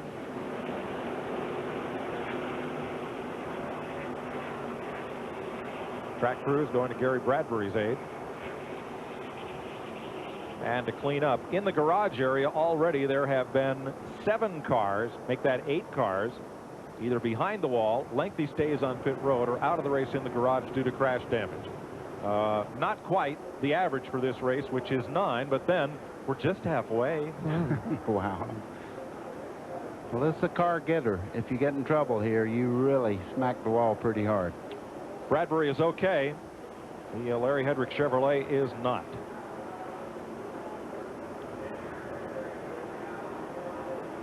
There's Bradbury after a slide around and into the wall. And it looks like as he slides around the track, the leaders are now heading into the pits. First to Dick Berggren. Tony Eury Jr. Going to be up on the front tires now as Earnhardt Jr. comes down pit road, driving the same car he matched his career best finish ever in, 10th in Las Vegas in this race car. Let's see if they're going to pull a 4-tire stop or a 2-tire stop. Last stop they did was 16 seconds. Windshield comes off in front of it. They got a little piece of plastic that they just hauled off. Another 4-tire stop for Jr. Meanwhile, Bobby Labonte has gone out of the pit. He's finished his service, as has Park, as has Skinner, as has the 99 of Burton. Oh boy, Junior's got his work to cut out for him now. Terrell. Well, it's a 4-tire stop for Dale Jarrett. They did exactly what they had with the car before. They just changed tires. That's all they did to it. They like the way this car is handling right now. Jarrett with 2 runner-up finishes here in Texas. in the first year, and in '99 he finished 11th here in '98. Bill Stevens? Rusty Wallace came in, got 4 tires, no chassis adjustment, and 2 stalls down. Matt Kenseth is still in the pits. He was going to come in and just take 2 tires. They changed their mind. They're taking 4, and as you can see, there's a NASCAR official in front of the car. A tire from that team got loose and crossed pit road. They're holding him up. Also a lengthy stop there. Dale Earnhardt has been in for a very long stop. They took a long time on the right side of the car. Now they're under caution, so they have the luxury of taking time. It's not going to cost him an additional position. But how about Matt Kenseth? Is it going to cost him a lap? He's still being held. And let's show you what happened. Oh, there goes the tire. And that's going to cost him at least a lap. Oh, yep. That is too bad. He had such a great run going here today. Now they'll stop him right there and let everybody go by, and he'll be at the tail end of the line, a lap down. And it wasn't Matt's fault. No. Happened in the pits. All right, 171 laps are complete here in Texas. We're under caution, but we'll be right back.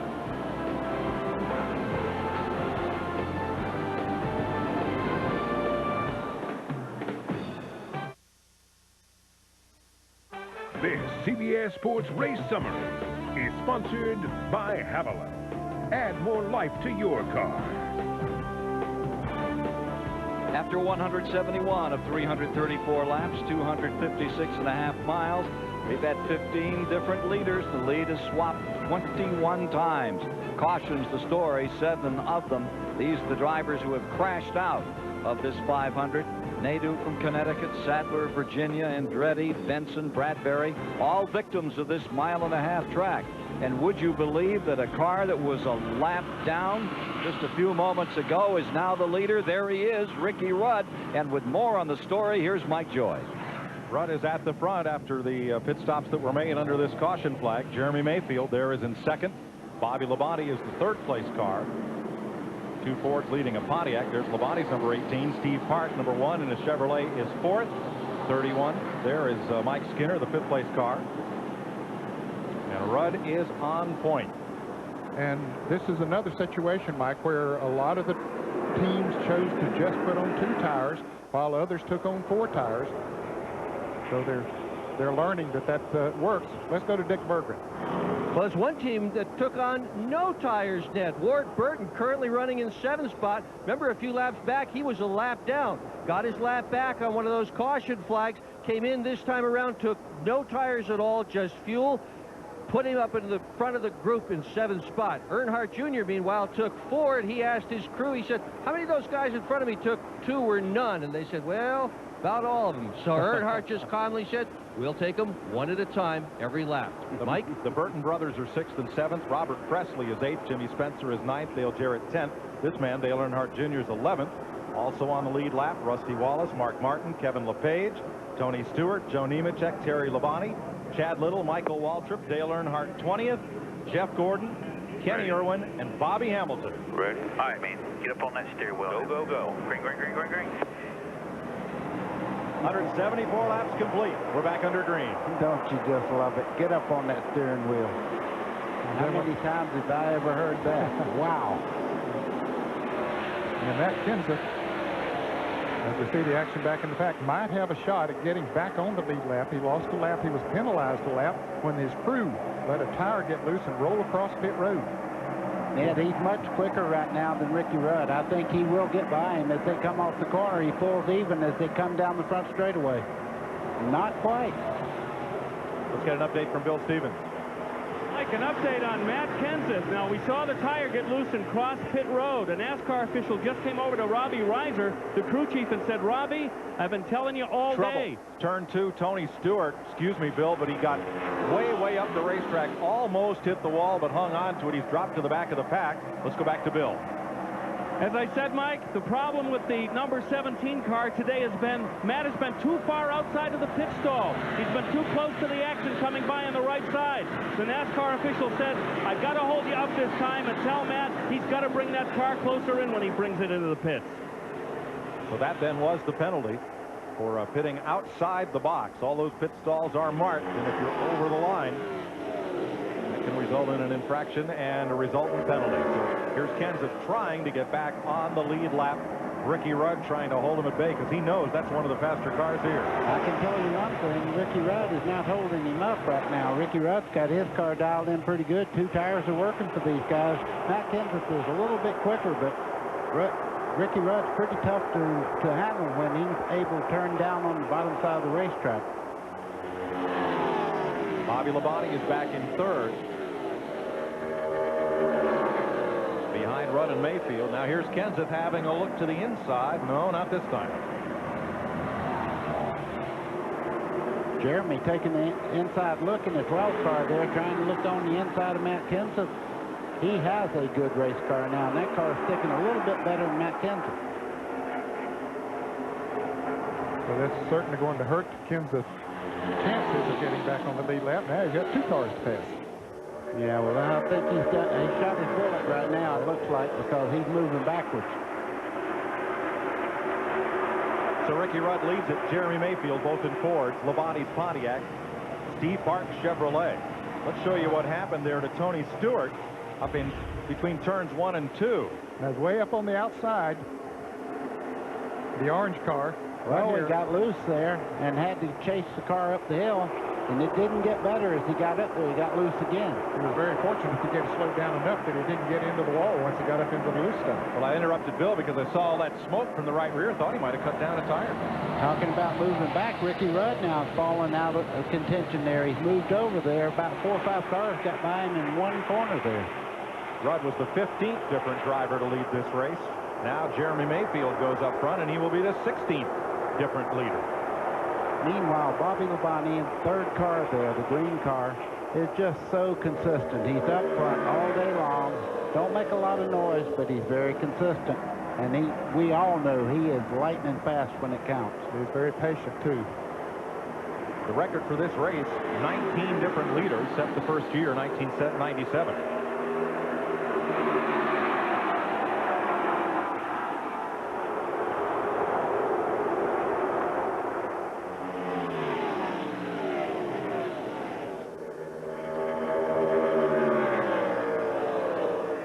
Just behind this group, Steve Park ahead of Ricky Rudd, but Jeff Burton has passed Steve Park, and Burton is about to join Bobby Labonte. There's Burton, the right side of your screen, the number 99 Ford.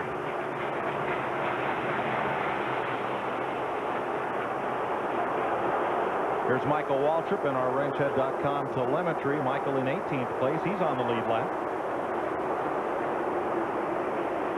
Yeah, those RPMs go up on the straightaway, 84, 86, 87. They jump up to 9,000 right before he let off. I'd have to say that was probably a little bit of wheel spin there, because he was not anywhere close to 9,000 to that point.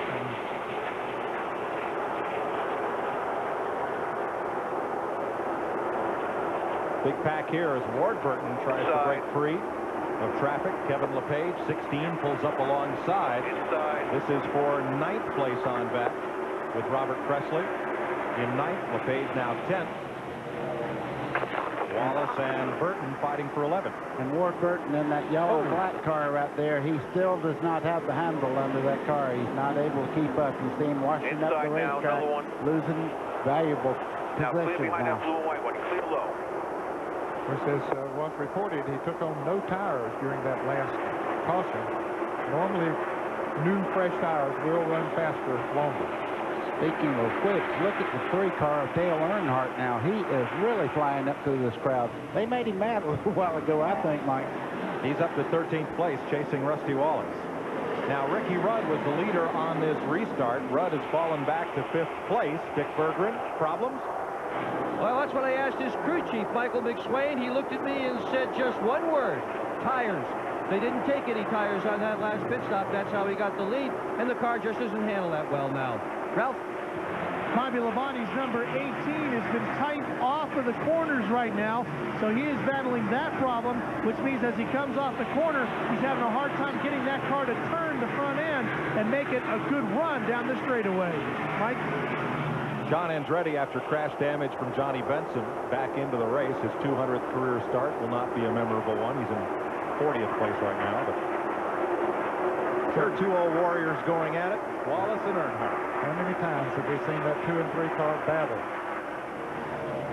Here they are going at it again. That's for the 11th position. Make that 10th position now. As Rusty gets by Robert Presley. You know, it hadn't been that long ago that the 2-car of Rusty Wallace was leading this race, so when you get back and lose track position, it's tough to get back to the front.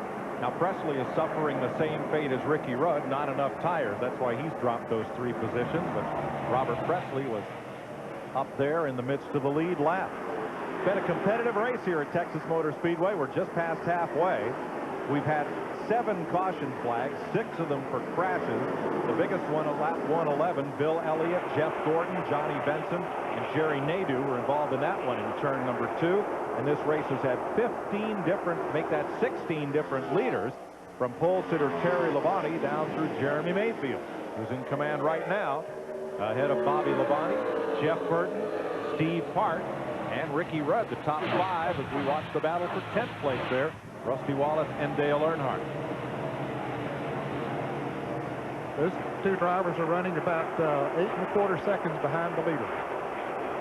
Here comes Earnhardt, looking to the inside. Here he goes.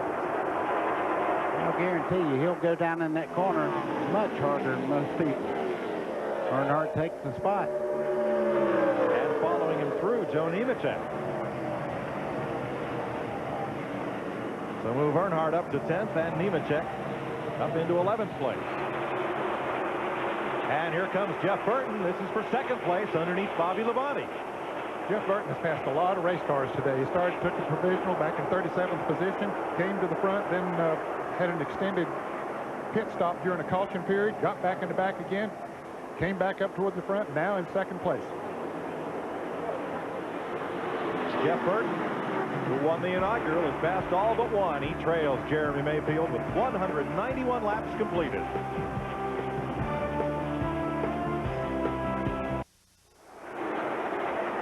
Welcome back to Texas. Kid has funny ears.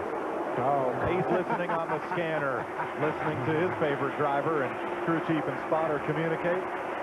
Might be Jeremy Mayfield. He's got the lead from Jeff Burton, but Burton's closed up. That lead car owned by Roger Penske and Michael Krenifus, the former worldwide head of racing for Ford Motor Company, now a NASCAR team owner with Penske. Teammate to Rusty Wallace. Mayfield out front, but Jeff Burton has just inhaled him. Yes, it's a matter of time. Burton looked to the outside, inside in that corner, and in both places he gained on Jeremy. Now, whether he's content to ride along and take care of the car at this point in the race, we'll have to wait and see, but he is the fastest car. Burton with a look to the low side, and Mayfield slips up the racetrack a bit. We may have our 17th different leader here. Not this time, maybe. We definitely have a race. They're side by side, but now you see the 99 of Jeff Burton take the lead down in turn 1.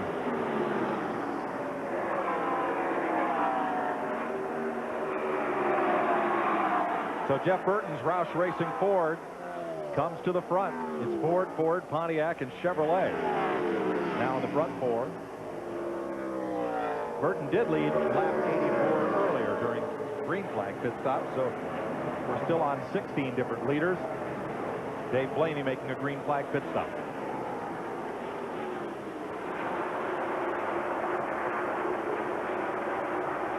You know, for all the crashing, the attrition has not been high. The only car officially out of the race is Jerry Nadeau.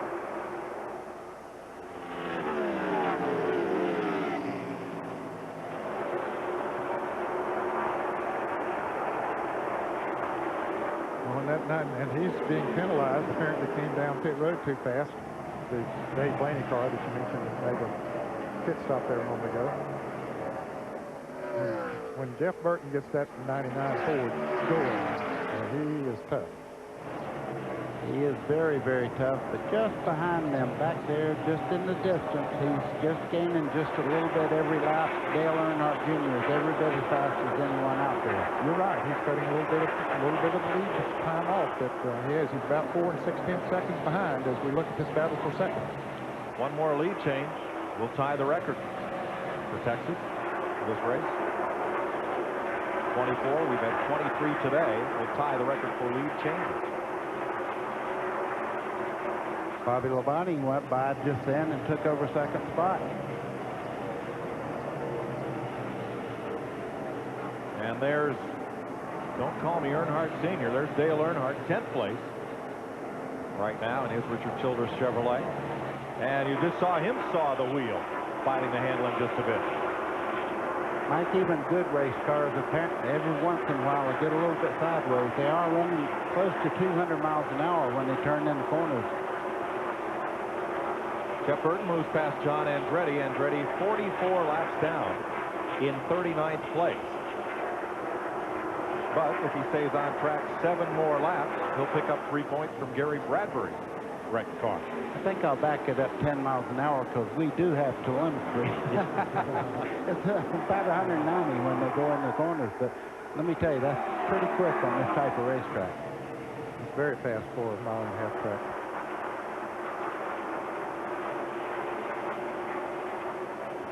203 laps complete. Let's go to Jeff Burton's pit. Here's Bill.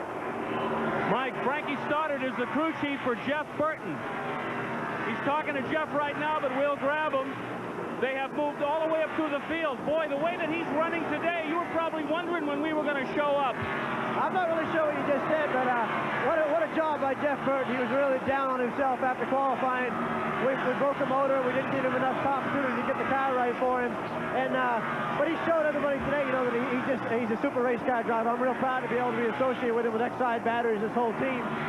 We just got a couple more pit stops, and you know, the 18's real good. 12's real good. There's 8 cars real good. There's a bunch of them. I think it's been a great race all day, and you know, it'd be nice to pull this thing off in the state of Texas. This morning I asked Jeff Burton if he was concerned about starting so far back. He said, "Are you kidding? I do my best work from the back." He has shown a lot of times that he can come from the back. Battle for 8th place, Ned. Teammates tussling. Mike Skinner in car number 31. Dale Earnhardt in number 3 took the position away. Right in front of them is Ricky Rudd in the car number 28. He has dropped back now. And you can see why. He just can't keep the car down on the racetrack. The 28 there just went right up the racetrack in the middle of the corner. Good straightaway speed, but not much in the corner. That's 8th, 9th, and 10th. Mike Skinner loses a spot there. May gain one from Ricky Rudd. Let's go to Skinner's pit.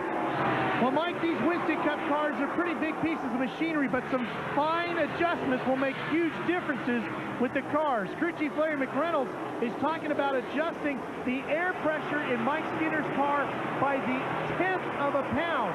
If usually they will do so much less, like they'll say 2 to 3 pounds, which could be 20 to 25 pounds of spring rate adjusted to the car. But now, Ken Squire, they're talking about just a 10th of a pound, which could be as much as 5 pounds of spring rate adjustment. Ken? See that number 33, Nemechek? He's about to be challenged. And I'll tell you, the strongest one out there is Tony Stewart. In back-to-back laps, he passed Terry Labonte. Then he passed Mark Martin. 6 laps later, he took Rusty Wallace. Here he is closing in on these leaders, trying to crack the top 10. Tony Stewart's coming on strong. Back to Mike Joy. Stewart turns number 20 there on the move at 12th place behind Nemechek and Skinner, and just in front of Rusty Wallace and Mark Martin. Seems that most every driver who has led this race has cycled through the field, either because of taking 2 tires or 4 tires. And the number of caution flags today, 7, have really provided some jumbling in the running order. We're at 209 laps. Jeff Burton is the leader in a Ford. Bobby Labonte's Pontiac. Jeremy Mayfield's Ford in 3rd. Dale Earnhardt Jr. and his teammate Steve Park in Chevrolets.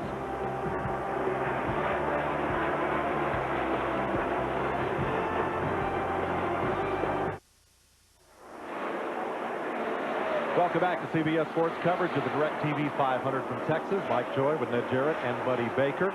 Our leader's Jeff Burton, but Bobby Labonte remains just about 0.8 of a second behind. Dale Earnhardt Jr. now up for 3rd, ahead of Jeremy Mayfield. Back to 4th, Steve Park is 5th, Kevin LePage is 6th, 7th is Dale Jarrett, 8th is Dale Earnhardt, and here's the 9th place battle. Now, Joe Nemechek in 33 and Tony Stewart's 20 a lap ago sped past number 28, Ricky Rudd. So they are on the move, currently 9th and 10th.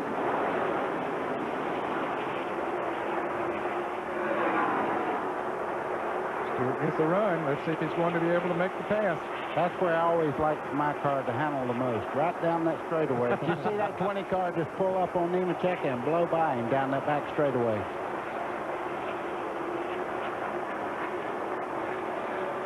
Let's give you a reading on Joe Nemechek. Our ranchhead.com telemetry, a little bit of brake, hit 191 miles an hour. They're going into turn 1.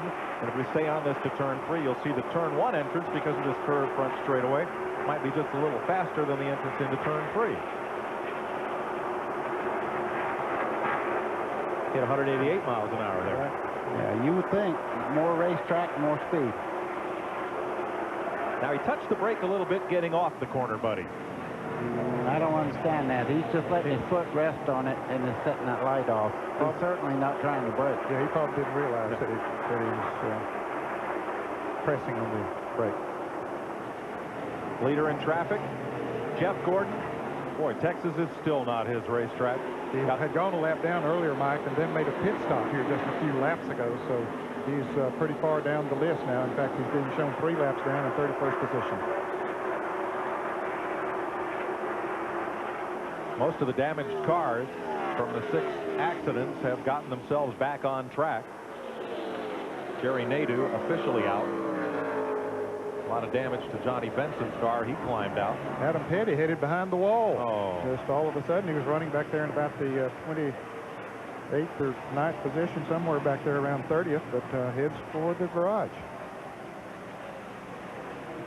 He was hoping to run all day just to get experience. But as you say, that's one thing he did get today, and that's what he was out here for. He actually got some good race time out here, and he knows what the cars feel like at midway of the race. Petty completed about 216 laps before going to the garage. That 19-year-old has a lot of promise and a lot of opportunity, but also a lot of responsibility to carry the most famous name in stock car racing to another generation. I think he'll fit in that mold just right. I think so too. At lap 220, here's your leader. South Boston, Virginia's Jeff Burton. And Dale Earnhardt started 35th to win Atlanta. Burton started 37th today. There's Kenny Wallace battling, trying to stay on the lead lap. Brent Bodine just ahead of him. He's used the combination of a fast race car and good pit strategy, and put him right out front. Brett Bodine in car number 11, right in front of him. To go another lap down. Brett is currently being shown in the 25th position. And Brett, one of the very few driver owners left in Winston Cup racing. I think he and Bill Elliott among the teams that contend every week. You'd have to count Kyle Petty in there. Petty Enterprises is a family operation as well. Well, Jeff Burton just did get by Brett Bodine then. Brett cut down, did not realize the leader was there, and there was almost a wreck going in turn 1 just then. There's Darrell Waltrip on his victory tour this year, his last season, car number 66. And this is his last appearance in Texas. Ned, let's add to that list Dave Marcus, who attempted but did not make the show here in Texas as one of the driver owners in this series. It is certainly a dying breed. I was just thinking about what Waltrip said the other day. He said, if I don't win a race this year, well, I'll just quit. Instead of retiring? Yeah. Ricky Rudd coming into the pits. He was one of those that took on no tires during that last caution period, and he dropped back a little bit in the field, but now headed down pit road. You see he's had some damage on the right front of his Ford.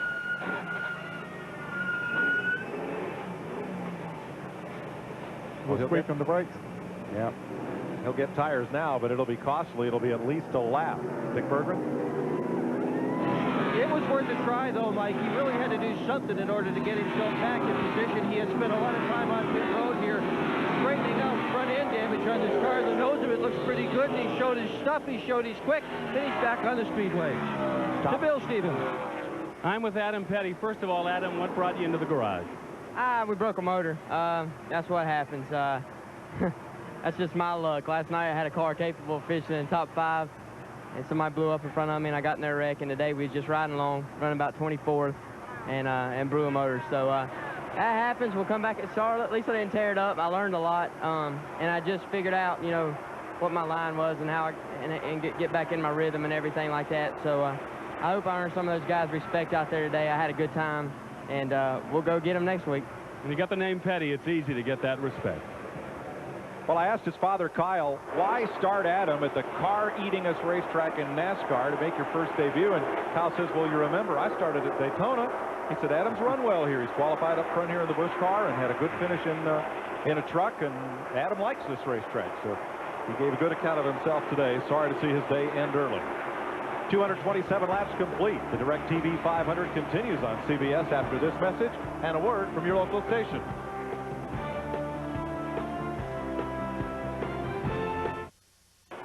Welcome back to Texas. 231 laps complete. Pit stops continue. This is Michael Waltrip.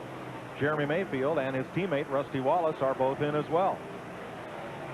These would be scheduled pit stops. Those that need adjustments would be coming in first, as Michael Waltrip goes out first to this group, but he came in before they did. So all those cars were on the lead lap. And Ed, this is where the great pit crews come in when they stop under green. Anybody can have a good stop under caution, but when you stop under green, 1 second is almost a football field here. Big battle of Steve Park and Tony Stewart. Share the same piece of racetrack. Dale Earnhardt works by on the outside. Now, Earnhardt and Stewart have been drafting together, and they caught Steve Park, who was battling Dale Jarrett. Now, here's Tony squeezing past Michael Waltrip. Steve Park rolled out of the gas and just let Tony Stewart go right on by. You don't see Jarrett because he's come onto pit road along with Matt Kenseth, Kenny Irwin, Robert Presley, and Ken Schrader. Dick Trickle's in the pits as well. Get right in here, get her straight, stop on the side. And here's your race leader coming in, Jeff Burton. And the second place man, Bobby Labonte. Bill Stevens. The Excite crew over the wall. This is what they call their 17 seconds at the office. Half a second for each lug nut, 2.5 seconds a wheel. They'll do 4 tires, 2 cans of fuel. The left side of the car is up so far, no snags whatsoever. Car is down and away. Excellent pit stop for the leader. Not so. Ralph Shaheen.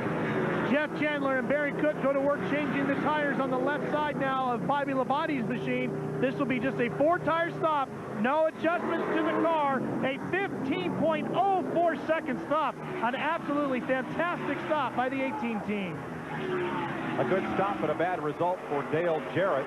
He was held in his pit for coming down pit road faster than the NASCAR mandated speed limit. Well, he was penalized about what his pit stop was. 15:09 was his pit stop, and he lost 15 seconds as a result of that. Let's go back to the pits. Dale Earnhardt Jr. is on pit road right now. Stalled the car briefly. He is asked to tighten it up just a tad. When they put new tires on it, it's going to be another 4-tire stop. A little trouble in the right rear. Randy Cox trouble getting it up. There they go. 17.5, the slowest stop of the day for Junior. Kenny Wallace, Mark Martin, Tony Stewart, Steve Park, Joe Nemechek are also in. There's Mark Martin pulling away. New paint job on his car for the Texas race. Kevin LePage becomes trouble. Turn 2. 1 car in the wall. Hard. It's Jeff Fuller. And there's going to be a lot of cars that are going to be caught a lap down here, as a couple of cars had not pitted. Kevin LePage and Chad Little had not pitted. I'm not sure if LePage had received the caution flag or if he came past the flag stand before the wreck happened. But the rookie, the former modified champion from Auburn, Mass., Jeff Fuller, in the Eel River Racing Pontiac, a hard hit in turn 2. The 8th caution of the day coming at lap 238. Boy, both ends of that car are used up. Fuller had a great qualifying run. He was one of the 2 rookies in the top 10 in qualifying. Scott Pruitt was the other, and you can see that he is okay.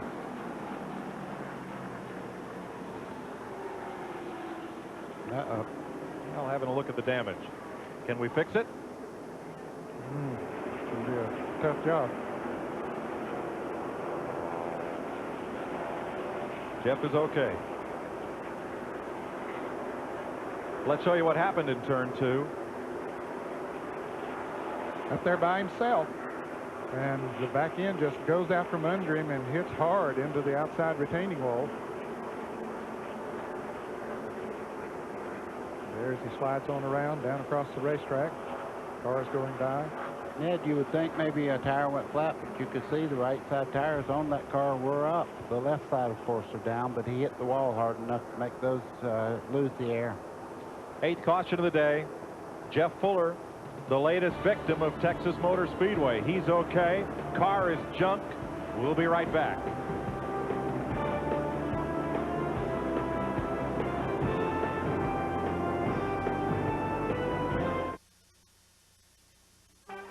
This CBS Sports Race Summary is sponsored by Ford. The latest innovations, the greatest traditions. 239 of 334 laps complete, 358.5 miles. 16 leaders working toward that record of 19, 25 lead changes, 8 cautions. As this track continues to devour the NATO, Benson, Bradbury, Compton. Adam Petty lost an engine. Fuller just crashing hard up here in turn number 2. This track can really bite him. Well, let's get back with more of the story from topside. Here's Mike Joy. Join CBS Sports tomorrow night beginning at 9 p.m. Eastern as we bring you the ultimate shining moment. Live coverage of the NCAA Men's Championship between Florida and Michigan State. It all starts with Prelude to a Championship presented by Honda. That's at 9 p.m. Eastern right here on CBS. Well, things have really shaken up right now, and it's good to be Jack Roush. 2 of his cars had not made pit stops under green, and they are at the front of the field. Here's Ralph. Well, it's fantastic to be Pat Trice and crew chief for Kevin LePage, because right now, Pat, you guys are sitting in an enviable position. Explain to me how the advantage has worked out for you and what you're going to do to try to get to the finish now. We've been getting good fuel mileage all day. Jack does a great job working on that for us. And Family Click Forward's been running really strong all day. We're running in the top 5. We're still running real good times. We could go a few laps. Guys come in a little bit early. We decided to stay out because last time caution come out right after everybody pitted, so you never know. And finally a break went our way this time, and hopefully it'll work out, stay green the rest of the day, and hopefully we'll be there in victory lane, we hope. Dick, they're at the back end of the line, but they're actually at the front of the field. They're only going to need one more pit stop in that 16, where they're planning on taking just 2 tires, Dick.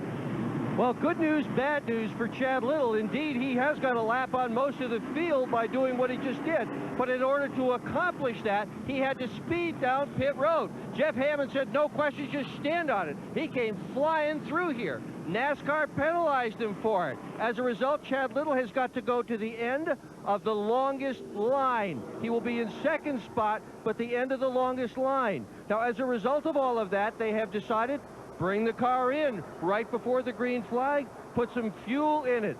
Wow. Wild, wild day for Chad Little. Well, let's try to explain how the leaders of the race are last in line. They did not make pit stops under the green. So when the caution came out, they had nearly a lap on the field. All of these cars that you see here that are on the lead lap came into the pit. So the cars that were out there got a free pass all the way around. See, now, here's the pace car in front of that pack. These 2 lead cars come all the way around, so they will line up in the back. But they are the 2 leaders. The cars ahead of them are technically behind the pace car, so they're on the tail end of the lead lap, and there's a long list of them. There's at least 13 of them in that position. They'll all have to race very hard to stay in front of LePage and Little to keep from going 1 lap down. That's exactly right. They were 1 lap down when the caution came out as a result of Chad Little and Kevin LePage not having made a green flag pit stop. Everybody else had, and so now we get 1 more lap to go. But you're right, they're going to have to race hard, and Kevin LePage is right on the back bumper of the 22 car of Ward Burton. Dale Jarrett's right in front of Burton, and then Mark Martin and Rusty Wallace, Nemechek. So yeah, those are the drivers that are really going to have to race hard here. Ned, let's get an update from Ralph on Elliott Sadler, the driver who was injured in that crash with Sterling Marlin back at lap 119. And Mike, fortunately, it's a positive update. Elliott is okay. He has a bad bruise to the left shoulder, and the x-rays were negative. That was the big concern. They were afraid something was broken in there. It's just a bad bruise to the left shoulder. He's going to be fine. Kyle Petty is currently behind the wheel in number 21. Bill Stevens? Well, there's been some minor deal-making going on down here in the 99 pit of Jeff Burton and the Exide car. They've been in touch with the number 18 car, Bobby Labonte, the Interstate car. On the restart, they're hoping to hook up together and try to run toward the front. Exide batteries and Interstate batteries working together. What a country. Oh, Ford versus Pontiac, Roush versus Gibbs. Now, they should be in good shape. They're out. They've had fast race cars all day, and they're out front here, and have a lot of traffic, a lot of race cars between them and the leader of the race. I came back to where I was, Todd. Green flag. You heard Dale Jarrett and Todd Parrott in conversation. Okay, there was some shuffling around on the backstretch over there, and PJ said he got back to where he was, so I don't know what the... Oh, Earnhardt up high, and they are streaming past him. Here's Earnhardt Jr. alongside the 99, Jeff Burton. Junior's going to move up, but there's trouble with the 3 car. He got caught way up high. Well, you wonder if he has a tire that's down or what. Ned, it might have been that he got shuffled so far up the racetrack, he got a lot of that rubber debris on his tires and had to work it loose before the car would stick. Could be. Okay, now we're being told that the 88 car has been posted because he passed on the left. Okay, no, that has been taken away. They were talking about that, but I guess when he said he got back in his position, then I guess they let it go. So the leaders are mid-pack. Now there's Jarrett battling with Steve Park. And well back in this pack are the race leaders, Kevin LePage and Chad Little. And that is a big disadvantage because the cars up front up there in clean air, and they're in trouble. He got hit by the 4 car going into turn 1. Caution flag. Where are the leaders? More cars spin. LePage to bring them around to the flag. Now he will let off, and all of these cars in front of him will come back on the lead lap and be able to catch up to LePage and Chad Little, because the pace car will not pick up the front cars in the pack. It will wait for the official race leader, Kevin LePage. Exactly. And there's DJ's car sitting down on the inside of the racetrack. He's moving around inside the car, you can see. I'm not sure that he hit anything real hard. He spun up to the outside of the track and then back down across the track. It was the 28. He said he's sorry. Oh, 28. I saw DJ going into the turn on the outside of the 4, and I thought they got together, not anything to Bobby Hamilton. Oh, the tires flat. Well, let's have a look at it, Ned. Yeah, we'll know exactly then.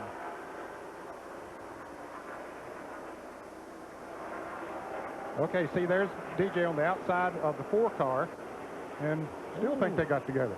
I'm not sure Ricky Rudd touched him. I don't think so. No, it didn't look like it. Not from that angle. It wasn't apparent.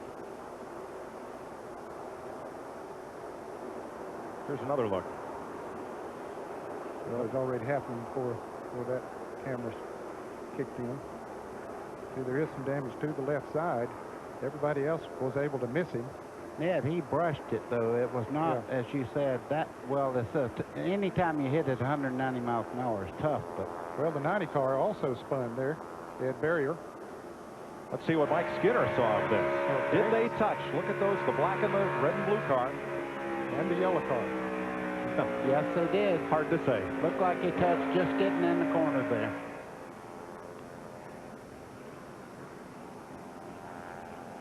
Now Dale Jarrett will climb out, and they'll hook the wrecker up to the number 88.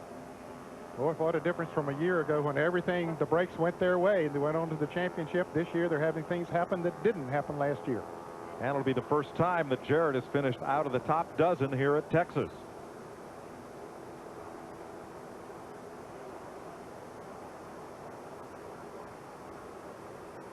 Well, this will put the field back in order behind the pace car with LePage and then Chad Little, and then the rest of the pack will be behind them. No, he declined getting on that stretcher. He said, I'm going to walk to the ambulance there. Looks like he's limping a little bit, maybe favoring his right knee. But it didn't look like he hit anything hard there, too. And I'm surprised that he wasn't able to crank it up and drive it back. Not sure, Ned. Of course, when you go into that corner at 170 some miles an hour, any kind of a hit is pretty hard. So we'll check on the condition of that car and Dale Jarrett when we come back to Texas after this.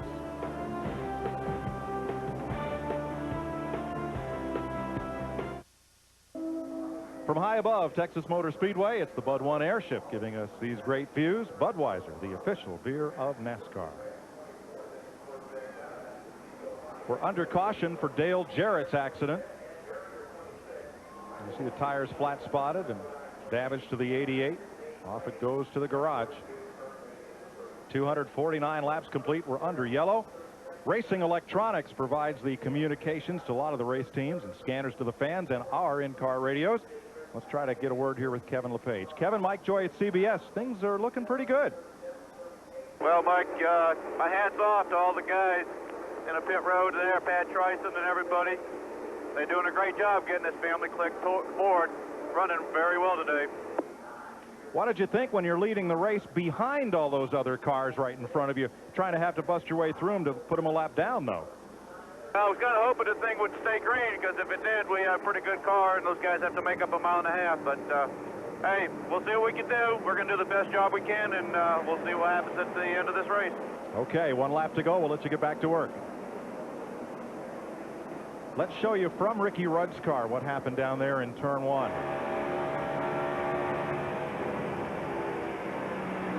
Touch right there. Yeah. And the 4 car did touch it. That's when DJ was turned into him. Right. So certainly didn't want to imply that Bobby Hamilton did anything wrong, and he didn't. So now we're back to, well, if anything's normal here at Texas, this would be it. There are 17 cars going to line up in the outside lane on the lead lap. So the leader, Kevin LePage, is out front. Bobby Labonte is second. Dale Earnhardt Jr., Jeff Burton, Jeremy Mayfield, Tony Stewart, Steve Park, Rusty Wallace, Mike Skinner, and Joe Nemechek 10th. Then Chad Little, Terry Labonte, Ricky Rudd, Dale Earnhardt, Mark Martin, Ward Burton, and Jimmy Spencer. Those are the lead lap cars. Ken Squire. How do you tell if you have a racer living in your neighborhood? Well, Kevin LePage says as you drive by a house in July, the grass is over 14 inches high. That's where the racer lives. We're too busy to mess with lawnmowers. On the inside of us, Jeremy. Find a spotter. Give him some slack. He tried. Coming to complete lap 251 of 334. Ready. Green, green, green, green. That's Robert Presley racing back into turn 1, trying to get back on the lead lap. He's done it once today. For the moment, he's done it again. Here's Matt Kenseth right with him. Kenseth lost his lap when he was penalized for pitting out of the box on pit road. It's going to get crowded going down in the corner. Matt Kenseth is on the inside. You see Bobby Labonte now pulling even with Kevin LePage as they start off turn 4. And this is for money. Bobby Labonte for the race lead, gets it.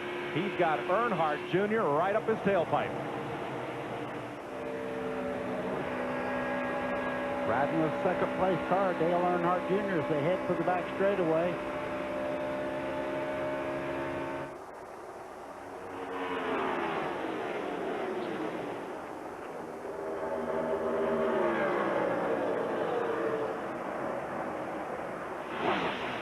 Boy, they'll have to pull back on the reins on Earnhardt Jr. right now, because he's got a very, very fast race car. So does Bobby Labonte. So right now, it's going to be the battle of will.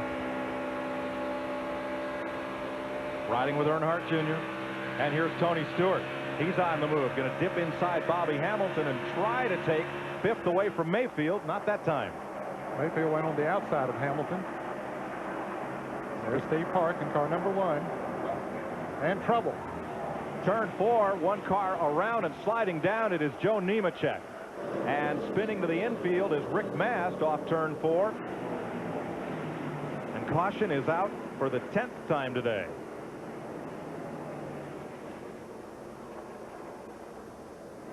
Rick Mast back underway there. He just went across the grass. Now he's back going.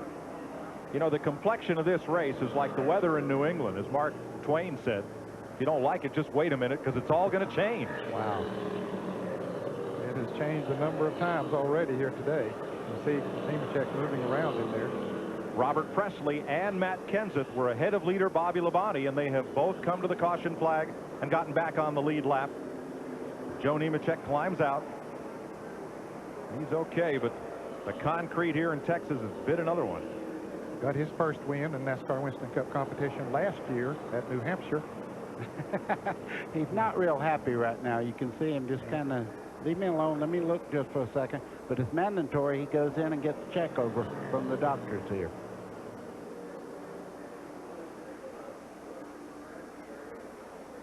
Tenth caution of the afternoon. Joe Nemechek with Rick Mast also involved. We'll be right back with you here at Texas after this.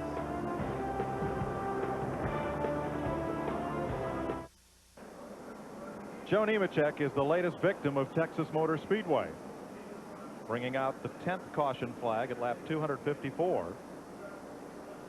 90 laps to go. And let's show you from Ricky Rudd. Riding along behind Mark Martin, and you see the smoke up ahead. And Mark slowed down. Ricky tapped him just a little bit, but they got through there okay as Rick Mast on the left there spun out down through the inside. Fritos takes you inside racing. We've had a number of cars get loose and get up and hit the wall. It's easy to spot a car that's loose. Watch the back of the car trying to go to the outside there. If you ever see one get that far sideways, that's more than loose. That's a wreck. Taping up a little bit of damage. Now, this was from one of the much earlier collisions that Ricky Rudd got a small piece of very early in the day. We've had 10 caution flags, 9 of them for crash incidents. 77 laps to go, and this one is far from over. There are 18 cars on the lead lap. And there's probably 16 of those that can still win this. Dale Jarrett is out of this race. Bill Stevens. Dale Jarrett right here, the reigning Winston Cup champion. Dale, first of all, physically, how are you? I'm going to be okay. Just hit my right knee on the steering column, but I'll be okay. We're trying to determine from the replay if there was contact before the spin. What happened? You saw the replay. I didn't. I don't know. I'm not sure what happened. I just know when I got into one, car started wiggling. If that was from a touch or if that was just from the tires, I'm not sure. He's disappointed, obviously. Dick Berggren? Virtually nobody pitted on that caution flag. Here's why. Bobby Labonte keyed his radio and talked to his crew chief, Jimmy Bakar. He said, "You thinking what I'm thinking?" Bakar said, "Yeah." Track position. Bobby said, "Yeah." And they stayed out, and everybody else thought that was such a good idea. They stayed out, too. The only guys who pitted were the guys who were a lap down or way, way, way in the back. Mike? Jimmy Spencer and Robert Presley were those guys way, way in the back who did make pit stops under this caution flag. They were toward the tail end of the lead lap anyway, so gave little or nothing up by making a stop. You're exactly right. I'd take 4 tires if I was at the back because you can only go forward with that kind of advantage. It really helps the cars to have fresh rubber. In fact, Robert Presley had just gotten his lap back, so he was all the way back. Bill Stevens. With Joe Nemechek, Joe, physically you're okay, but not a happy guy. No. Probably as pissed as I've been in a long time. You know, you come here to these tracks and you race hard. You know, we had a good car running in the top 10. And lap cars just won't give you a break, and they want to race you down in the corner and pinch you down on the apron, and that's what happened to me. I mean, I just hit my left side on the apron and started wiggling and couldn't save it. Just very unfortunate. People got to start using their heads a little bit. Obviously entitled to be frustrated. He was out of the Busch race yesterday, had an accident in that run. And as a Texas-sized temper flare-up, there have been several of those today. Tough day for Joe Nemechek. Bobby Labonte's your race leader as we go back to green. Dale Earnhardt Jr. right in his tire tracks. Tighten your seatbelts. I'll guarantee you it's going to get a little more exciting now. You're getting down to when it counts to make these moves on people. Dale Earnhardt Jr. has had a great car all day long. First forward in line, Kevin LePage in third. Here's the 5th place battle. Jeremy Mayfield, number 12, Tony Stewart, and then Steve Park, Rusty Wallace, Mike Skinner. You got each of the 3 brands represented up front. A Pontiac leading, a Chevrolet in second. It looks like a Chevrolet's about to go to first, and then a Ford in third, and the Chevrolet of Earnhardt Jr. does go to first. Labonte sees a big gap behind him, lifts the throttle, and drops in line. And Kevin LePage has really turned it up in the 16 there in the 3rd spot. I think the longer Kevin's car goes on a run, the better it gets. Or at least I've observed him several times today. And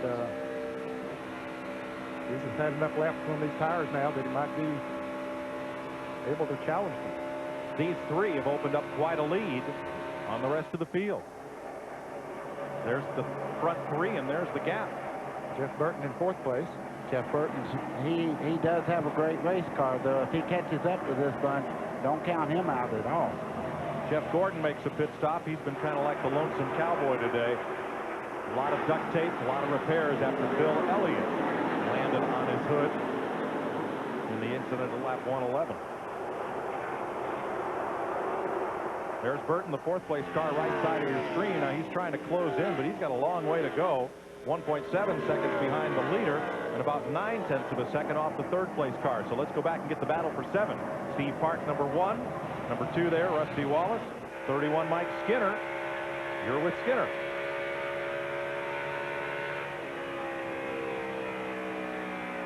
Brett Burdine in the 11 on the very bottom of the racetrack, and I would imagine that Skinner right now would like to be down there where that lap car is to really get acceleration off the corner, but he seems to be handling quite well.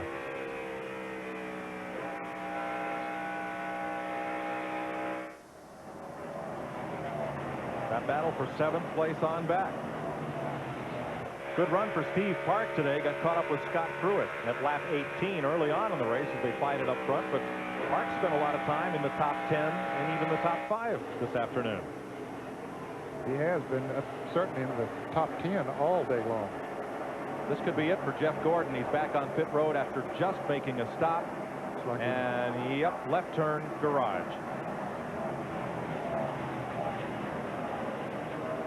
Track owner Bruton Smith would love to have a second Winston Cup race here at Texas. I don't think Jeff Gordon would be a fan of that. This has been an awful racetrack for him. Boy, I'm telling you, 3 times out of 4 times here, he's had trouble. This man, he loves it. He won his first Busch Grand National race here, and now pulling away from Bobby Labonte. Could win his first Winston Cup race. A disappearing view of you and my rear view. Well, I think he's going to see a rising car in the background there. I think the 99 car, Jeff Burton, he's running very, very well. He's a little ways back, but he seems to be closing in on 2nd and 3rd. Well, he's 2.6 seconds behind the leader right now. I agree. I think he is closing in on 2nd and 3rd. We'll see how he stacks up against Earnhardt as they run a few laps.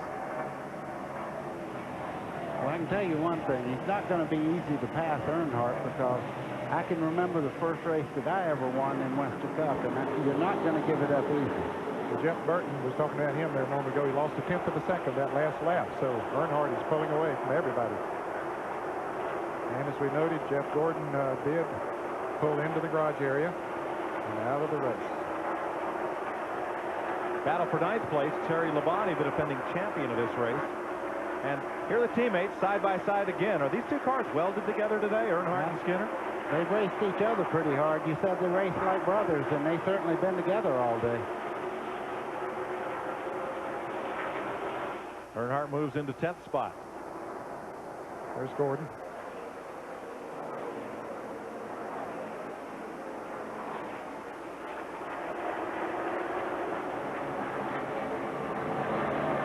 Not sure what the record is for a rookie driver, how early to win in the season. I recall Ron Bouchard won at Talladega in, I think, his 11th start back in 1981. So I think that was in July. Look at the forward bike that Jeff Burton just got off the corner there. He gets up beside Kevin LePage and goes right on by him. Goes right on by. But you said in the season or in his rookie season? In his rookie season. Yeah. Okay. Well, it certainly wasn't me, I can tell you. Dale Earnhardt won in his 16th start. That was at Bristol, Tennessee in '79.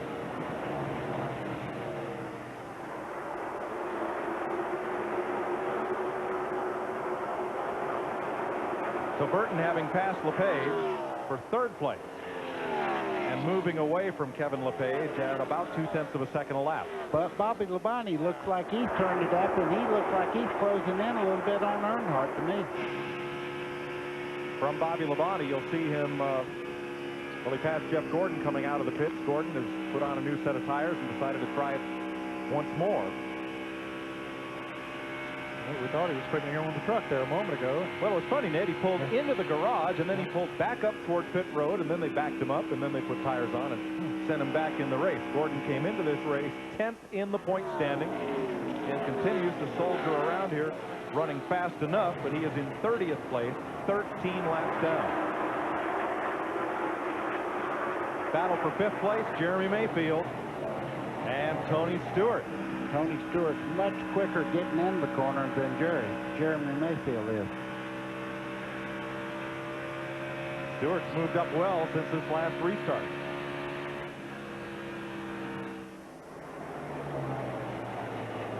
At one time, he was a lap down. Tony Stewart was. Oh, we got a smoker on the back straightaway. Could be Michael Walker, if I'm not sure. Michael was really smoking earlier. No, that's not him. It's Ed Barrier. Ed Barrier. Driving for Junie Donlevy out of Richmond, Virginia. Caution is out. Make that number 11 for the afternoon. And this should be their last pit stop. They should be able to go the rest of the way on a tank of fuel. Now, what's a good pit crew worth now, Ned? It's worth a lot. So Barrier will coast to the garage for Donlevy. And this should, once pit road is open, bring everyone in. Dale Earnhardt Jr. is your leader. Bobby Labonte is second. Jeff Burton is third. That's a Chevy, a Pontiac, and a Ford. Kevin LePage, Jeremy Mayfield, and then Tony Stewart. Steve Park, Rusty Wallace, Terry Labonte, and Dale Earnhardt are your top 10. Also on the lead lap, Skinner, Kenseth, Martin, Ward Burton, Little, Rudd, Spencer, and Presley. And we have broken the record for most caution flags in this race. Anyone surprised? No, you hate to see it because a lot of great cars, and you know, you hit a wall at 190 miles an hour. It's really good that nobody's been injured, but a lot of cars have been torn up too. One tough racetrack. Earnhardt Jr. is just about to overhaul the pace car to get to pit lane here. Now, only the cars on the lead laps, 18 cars on the lead lap, are allowed to pit the first time by. Let's first go to Bill Stevens. Jeff Burton is in the number 99. They're going to put a half a pound of more air pressure into the right rear tire to loosen that car up a little bit. This will be a 4-tire stop. This will be a crucial one. Remember, this team started 37th today and have moved into third place. They're down and away. They'll be happy with that one to Dick Berggren. Bobby Labonte and his crew chief had talked about taking just 2 tires, looking for an advantage. They decided not to do it. We're looking at them with the pole cam right now. This is the championship winning crew, 15.9, a good stop for Bobby Labonte. Dale Earnhardt Jr. came in with the lead. Went out in front of Bobby Labonte. Yes. But some other cars that just took on 2 tires back there, I think, beat them out. That's right. Ralph? 14.7 seconds for Dale Earnhardt Jr. A very strong stop by this team down here. They took 4 tires and made no adjustments. The 1, the 2, and the 17 got out ahead of Earnhardt Jr. And here's Dale Earnhardt looking hard at that left side. Now, the last time they were in, they had a very, very long pit stop. And we're told now that they are changing the battery on Earnhardt's car. That's located behind a panel under the left rear wheel well. So he'll come back and be on the lead lap, but Earnhardt will be back in 18th place.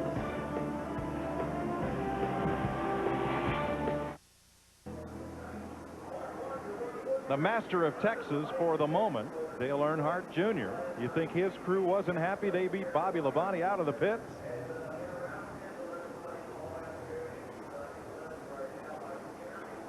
Yes.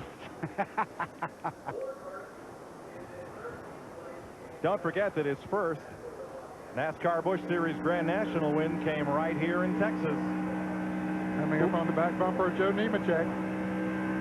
That's called the bump and run. And into history. We were here, and that was a great day. Dale Jr. and his dad and crew celebrate. That was then, and this is now. Steve Park, Dale Jr.'s teammate, is the race leader. Rusty Wallace is second. Matt Kenseth is third. Then Earnhardt Jr., Bobby Labonte, Jeff Burton, Tony Stewart, Kevin LePage, Jeremy Mayfield, and Mark Martin are the top 10 on this restart.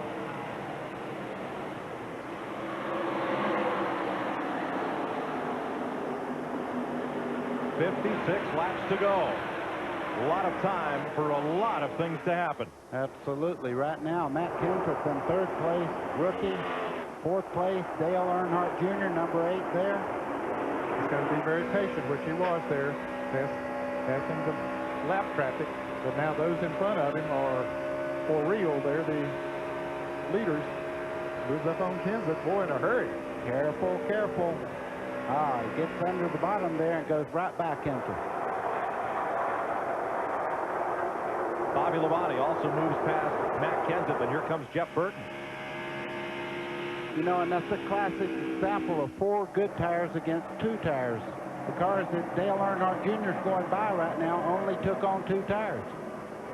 Makes a big difference, especially when he had a fast race car already. Yes, that's what makes it look easy. Doesn't mean it is. That's what it looks like. Look how he goes to the outside by Rusty Wallace. Bobby Labonte also on the move on the inside. And here comes Jeff Burton. Putting on 4 tires is like putting on Superman's cape. Oh, you got it. The next victim is right in front of him, Steve Park in the number 1 car. His teammate, Earnhardt's teammate, come out of the same garage in Mooresville, North Carolina. Park, runner-up for a NASCAR Modified Championship by the smallest margin in series history. Then a Busch Grand National driver, and now in Winston Cup for Dale Earnhardt. Identical cars except for one thing, left side tires right now. Well, Steve Park is not showing any favoritism to the boss's son. But I don't think he can hold him off as they come down the front straightaway side by side. Earnhardt Jr. back to the lead. And do we have to tell you the crowd's making a lot of fuss when he made that pass? I could hear him over the cars, the fans. Matt Kenseth passing Rusty Wallace. That's back at 5th place. And here is the 16 car of Kevin LePage as well, coming up trying to make the pass. Didn't quite pull it off because Kenseth hadn't made it work yet. Well, LePage started on the outside pole, and he's had a great day here in Texas. Bobby Labonte takes over second. And here comes Jeff Burton. Watch the forward bite off the corner here of Jeff Burton. He'll just motor right on by. Steve Park giving it a game try, but that car a little loose off the corner. And he surrenders the position. So there's Dale Earnhardt Jr. leading him across. Now he has an advantage now of a full second over Bobby Labonte. Let's go to his pit. Tony Uri Sr. is Dale Earnhardt Jr.'s crew chief. Tony, those 4 tires got him to the front. What do you got to do to keep him there to get that first win? Well, we got to stay in front for 50 more laps. Budweiser car's real good. It's been good on 4 tires all day long. We wasn't going to mess that up. Goodyear brought a great tire here, and you can put 2 on and get away with it for about a half a run, but you couldn't make that whole run, I don't think. So we're putting on 4 every time. Hopefully we get Budweiser. The only thing you can predict here in Texas is the race will be unpredictable. They've run it 3 times, and this in its 4th year could give us a second first-time winner. Jeff Burton scored his first ever Winston Cup win here in the inaugural in 1997. And Earnhardt is pulling away, Mike. He's almost to 1.3 seconds ahead of Bobby Labonte now. Car looks flawless in the corner, able to hold it right on the white line on the bottom part of the racetrack. See Bobby Labonte, that's your interval from first to second right there. Bobby Labonte about a half a turn back now. Riding with the wind. Just daylight ahead of him, racetrack.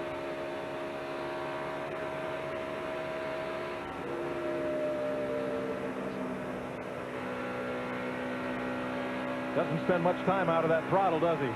Well, he made it all count when he really needed the grip. He was out of the throttle, and when he got back in, the car was already set really good to get a good run up out of the corner. He didn't overdrive the corner. Sterling Marlin's car being pushed into the garage area. He will join Ed Barrier, Joe Nemechek, Jeff Fuller, Adam Petty, Gary Bradbury, Johnny Benson, and Jerry Nadeau as the car is out of the race.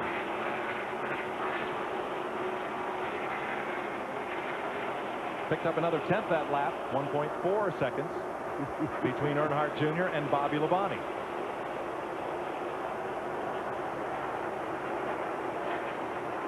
He just hopes. Oh, Matt Kenseth. Oh, hard in the wall.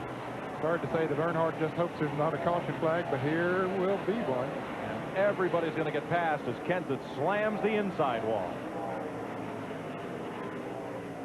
And once again, for the 11th time today, caution is out for an accident. It's the 12th caution overall at lap 290. And turn 4 once again is Calamity Corner. The car hit very, very hard on the driver's side then. Matt Kenseth, runner-up last night to Mark Martin in the long delayed Albertsons 300. He's a very talented young man as well. He's leading the rookie points coming into this race.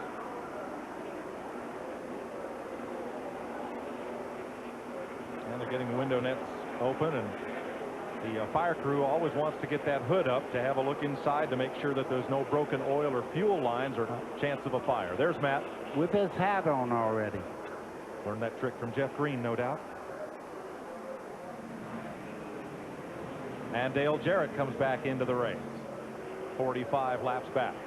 Let's show you what happened to Matt Kenseth. Yeah, he's going into the turn, buddy, all by himself. You could see it wiggle just a little bit getting in there. Now it turned around. Watch it hit on the left side of that race car very hard in the wall. Now here's where he was lucky. Everybody goes by without contact.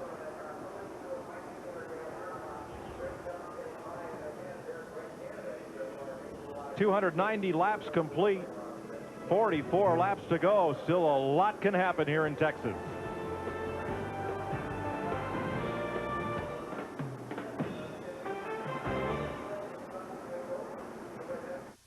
And Chuck Norris, an interested onlooker today, was Ward Burton's man earlier in this week. Ward's 7-year-old son, Jeb, got to meet the action star, and boy, was he thrilled. He was, and Chuck was seated next door in the suite here to us at the beginning of this race. So he loves auto racing. Dale Earnhardt Jr. continues to lead this race now over Bobby Labonte and Jeff Burton. Here's Ralph. Mike, the gentleman on the left here with his arms folded, that's B. Hoover on Dale Earnhardt Jr.'s team. He is one of the chassis special setup guys for Dale Earnhardt Jr., and there's a reason why it's so special. You see, the team found out that B weighs exactly the same as Dale Earnhardt Jr. So basically, whenever Earnhardt Jr. eats, B. Hoover eats, and whatever Earnhardt Jr. eats, B. Hoover eats. And believe it or not, the team gives him a lot of ribbing about it. Hey, Chuck Norris has a stand-in. Why not Dale Earnhardt Jr.? Oh, sure. Or would he be a sit-in for hopping in that car so they can scale it? Who knows? Go B. Hoover, huh? There's the leader. Got an arm out the window to get a little bit of cool air, and there's plenty of that to be had here in Texas. It is a very cool, unspring-like day. 17 cars still on the lead lap. And 5 of those took 4 tires during this caution flag. Terry Labonte, Mark Martin, Dale Earnhardt, Robert Presley, and Chad Little. So they may be a bit quicker than the cars who did not stop. You're exactly right, Mike. That may be bigger than we even think it is. We're getting down toward the end of this one, and you can get a complete review of the past week in auto racing, including results and standings in the weekend recap. Just click on racing at cbs.sportsline.com. AOL users, it's keyword CBS Sportsline. Let's go down to the pits of the second place car and Dick Bergman. Well, Bobby Labonte and his crew chief Jimmy Makar have had conversation, and they are in agreement. They would like to see a long green flag run. They think that's their best shot to catch that number 8 of Dale Earnhardt Jr. Why not? Earnhardt Jr. has incredibly fast pit stops. He seems to be quick right out of the box on new tires. Mike? Saw a bit of smoke from Michael Waltrip's car as he came down and got ready for this restart. That must be an oil tanker. That thing's been doing this for a long, long time. I don't know how much oil he's got in it, but there's plenty. Yeah, he has been smoking for quite a while. In fact, when we had a caution a while back for Ed Barrier, I thought it could be Michael Waltrip because his car had been smoking, but he's been hanging in there, although he's a few laps down, but still hanging in there. He's being shown in the 22nd position, 2 laps down. There are only 2 cars a lap down, Bobby Hamilton and Kenny Irwin. As Ned pointed out, 17 cars on the lead lap. If Earnhardt Jr. wins today, he and his dad will become the first father-son combination to visit victory lane in the same season since 1988, Bobby and Davey Allison. That would be some great company to be in. Absolutely. I was thinking the same thing. That was the last year that Bobby Allison raced. That's when he had his big injury in Pocono, Pennsylvania. We're going green flag racing.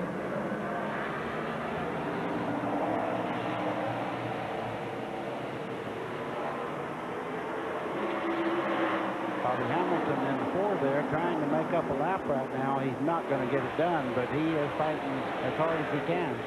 And the 2 GM cars got the jump on Jeff Burton's Ford. There's Earnhardt and Labonte. They've taken off, and they have Hamilton as a lap-down car cushion to Burton. Now, what Labonte's trying to do right now is stay as close to the back of that car of Earnhardt's as he can. If he can stay right up, he might make him a little bit loose and uncomfortable. That's his best chance, maybe, to pass him, Buddy, if he could do that. But Earnhardt begins to pull away a little bit now. Got just a car length and a half away. That's not much, but maybe enough that it won't loosen him up. You got to be right up under him before he can do that, and that's exactly what Bobby Labonte was trying to do. You're riding with the Circuit City camera on board Bobby Labonte. And he's not wasting a lot of time out of the throttle either as he goes through the corner, just kind of feather-footed through it. Listen. Back in it and gone. And coming in his rearview mirror is Jeff Burton. That 3rd place car has now cleared Bobby Hamilton and is about to join this fight for the lead. And he is definitely gaining on Bobby Labonte. Let's see, he's right now, the last lap was 3/4 of a second behind the leader. 5th place battle, Steve Park and that number 1, Kevin LePage. They both had a great run today. Cam Mayfield. Kevin goes in there very hard. Here comes Jeremy Mayfield. Steve Park is caught on the outside and does not have the grip to stay there. And remember, he only took 2 tires way back there. A little surprising maybe that he didn't come in this last caution. Didn't want to give up that track position, I guess, but he was losing some positions, but I guess he figured he could hold on and do better. Ned, let's pick up on the cars that took 4 tires on that caution. Number 5, Terry Labonte, and number 3, Dale Earnhardt, have climbed up now to 11th and 12th. Trying to march toward the front and see if those 4 fresh tires will be of advantage. Last week at Bristol, Tennessee, which is a very difficult track to pass on, Terry Labonte came in with about 17 or 18 laps to go on that track, took new tires and came all the way from 17th up to 5th position. So it worked there. See how it works here. Worked for Johnny Benson, got him a 2nd place finish. Those 4 tires on the last stop. If he did that all day, it was his game plan. These guys made a great move there, I think. Tony Stewart battling Steve Park for 7th. You can see Steve he don't get the run off the corner the cars that took on tires are getting right now.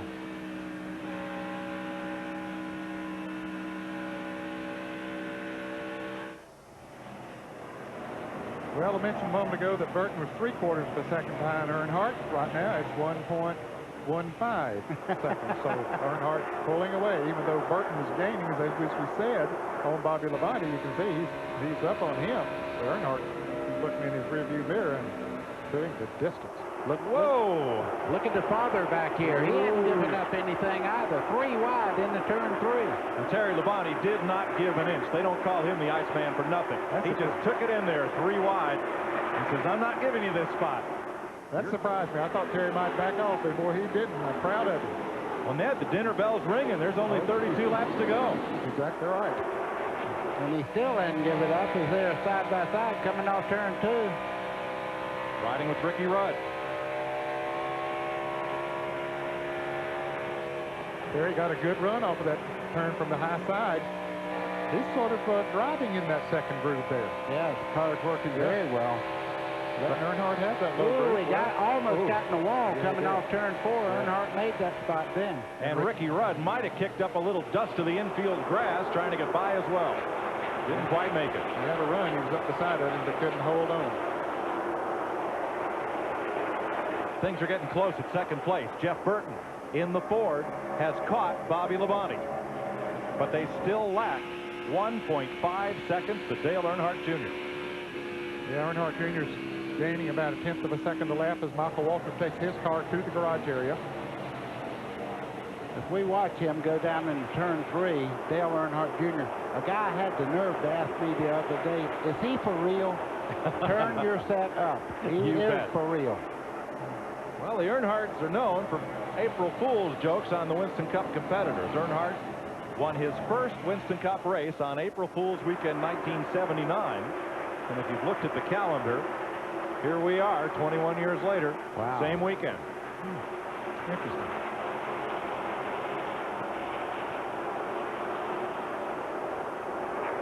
You know, my hat's off to Mark Martin, not only for winning last night and extending that great string of Busch Grand National victories, but in victory lane, he reminded everybody that this was the weekend we lost a great racing champion, Alan Kulwicki. Amen on that. Kulwicki was the defending Winston Cup champ when he perished in a plane crash coming back to Bristol, Tennessee from a personal appearance. 1993. He was missed. He certainly is. These two cars are basically the same as far as speed around the racetrack. It would take a mistake on one or the other for position change because Bobby Labonte is just as fast as Burton is. 27 laps to go. Boy, that's a long time though on the racetrack. Anything can happen. Just one time, get out of the groove a little bit, have to check up, and those second and third place cars will be right on your heels. There are your three leaders, and you see the advantage Earnhardt Jr. has, 1.6 seconds. While Bobby Labonte has to occupy himself with Jeff Burton. Now, for Labonte, is he now what we call big picture racing? If you've got a second place car, try to run second, because that's 5 points between those two positions, and at the end of the season, boy, they add up. Oh, they certainly do. Yes, he's going to take what he can get from this race, and not. You know, once he saw Earnhardt pulling away, he said, hey, I can't catch him. The best thing I can do is try to protect second place. That's what Labonte's Pontiac is doing against Burton's Ford, but here goes Jeff with a look on the inside. He got a good run coming off of turn 4, but it was not good enough to get on the inside of Labonte. We are 25 laps from the finish at Texas. Dale Earnhardt Jr. with a 2-second lead, but lots left that can happen. CBS Evening News with John Roberts will follow us on most of these CBS stations. I think that crew's a little nervous. Never, ever have they won a Winston Cup race. Their first year out, and here they are with a chance to win a big race I'm talking about. There's the second place battle. Jeff Burton, what a day he's had, coming from 37th starting position. Remember, he won at New Hampshire from just as far back. 38th, I believe it was, at New Hampshire. Let's get an update on Burton. Bill Stevens. Yeah, to pick up on the point that Buddy made just a few moments ago about the 18 and the 99 being about the same speed, that has not been lost on driver Jeff Burton. He just radioed to crew chief Frank Stoddard. I think I'm going to need some help to get around the 18, but he'll have to pull over and wait for help because those two guys have really opened it up. And there's not much help ahead in the form of lap traffic. The top car on your screen is Jeff Gordon. He is running many laps down. Dale Earnhardt Jr. coming up to lap past him on the left of your screen now, goes around the outside. I believe the scoring monitor is showing Gordon down 13 laps. Bill Elliott landed on Jeff Gordon's hood in the four-car crash at lap 111. They spent the whole day repairing the damage. This is for second place. You're right, buddy. Those cars are pretty evenly matched. Yeah, it'll take a wiggle from the 18 car, Bobby Labonte, and he don't make that many mistakes. If I was having to catch somebody, I'd want it to be somebody besides Bobby Labonte, I think. Well, he got a good run that time coming off of turn 2 when Labonte went on the outside of Jeff Gordon. But still, now, right here is where Bobby is really running strong coming off of turn 4. A couple of times Jeff has got a run off there too, but this time Bobby Labonte got the good run off there. Maybe a little distance between them. Now, Earnhardt's going to be in lap traffic here in just a little bit, and that may hold him up. You have to catch these cars just right and keep that momentum up, or those second and third place cars will close right in on you. 20 laps to go. Dale Earnhardt Jr. second in rookie points to Matt Kenseth. Kenseth has crashed out of today's race at lap 290. John Andretti moves aside with his wounded car, as does Bill Elliott. And there's Dad, Dale Earnhardt, running in ninth. Catching Mike Skinner again. How many times have we seen this today? These two are teammates, and they have been right close together all day long.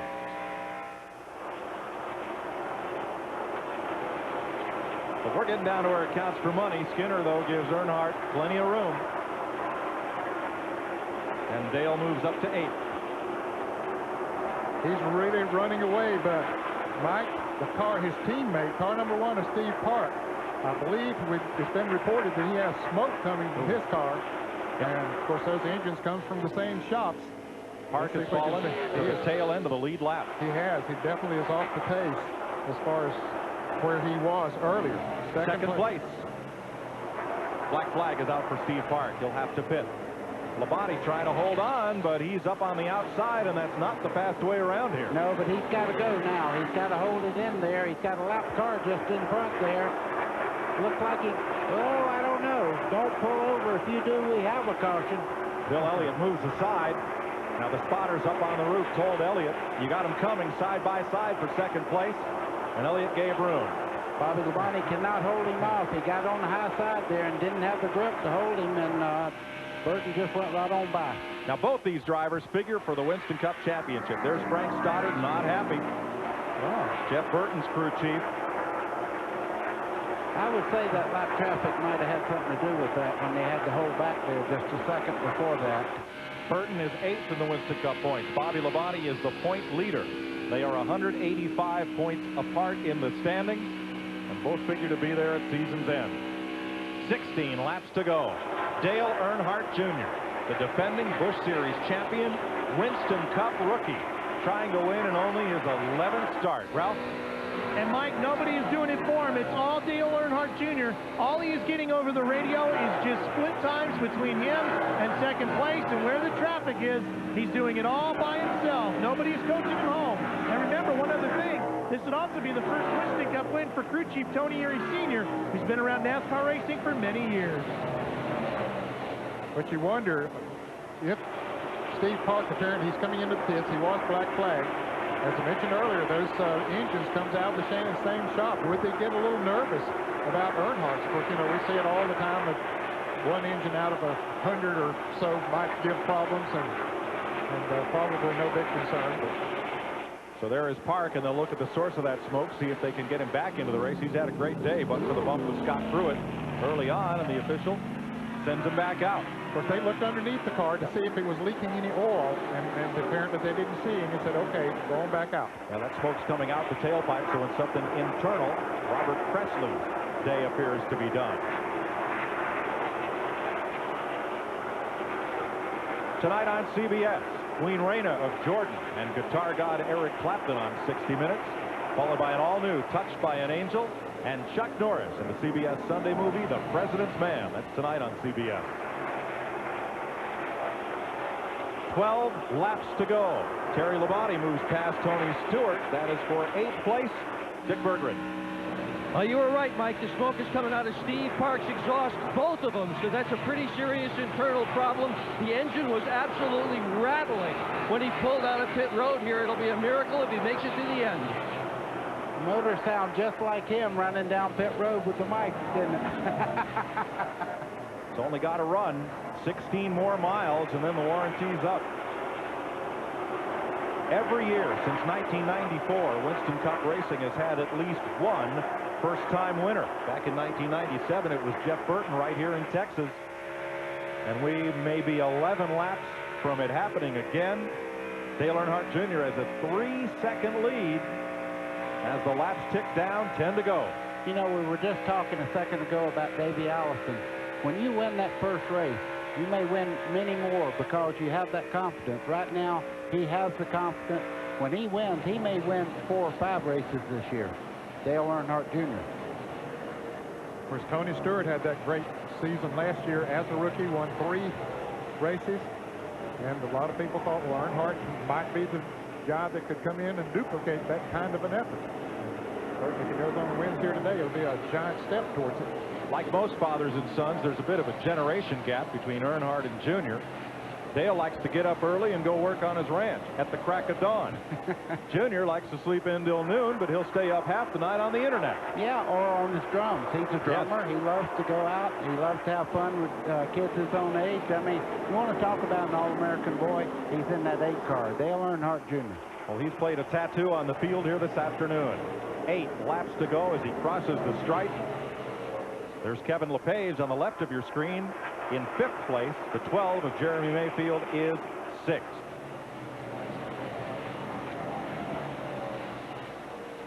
He continues to lengthen his lead. He's up to about 4 seconds now. We are told that Steve Park had a stuck valve in the engine on the restart. Don't know if he over-revved it between gears or not, but the team feels that will not be of consequence to Dale Jr. His lead's up to 4 seconds. 7 to go. Here's this battle for 5th, and it's tightening up between LePage, the outside pole sitter, and Jeremy Mayfield, who finished 5th here last year. Jeremy able to hold that low line right there as they're working by Kenny Irwin Jr. as they come off the back to the back straightaway there. They do get closer and closer every lap. It's 4 seconds, 1st to 2nd, and a 2nd to 3rd, Bobby Labonte. Rusty Wallace is 4th ahead of this battle. Kevin LePage from Vermont and Kentucky's Mayfield. Stacy Compton being overlapped by Earnhardt Jr.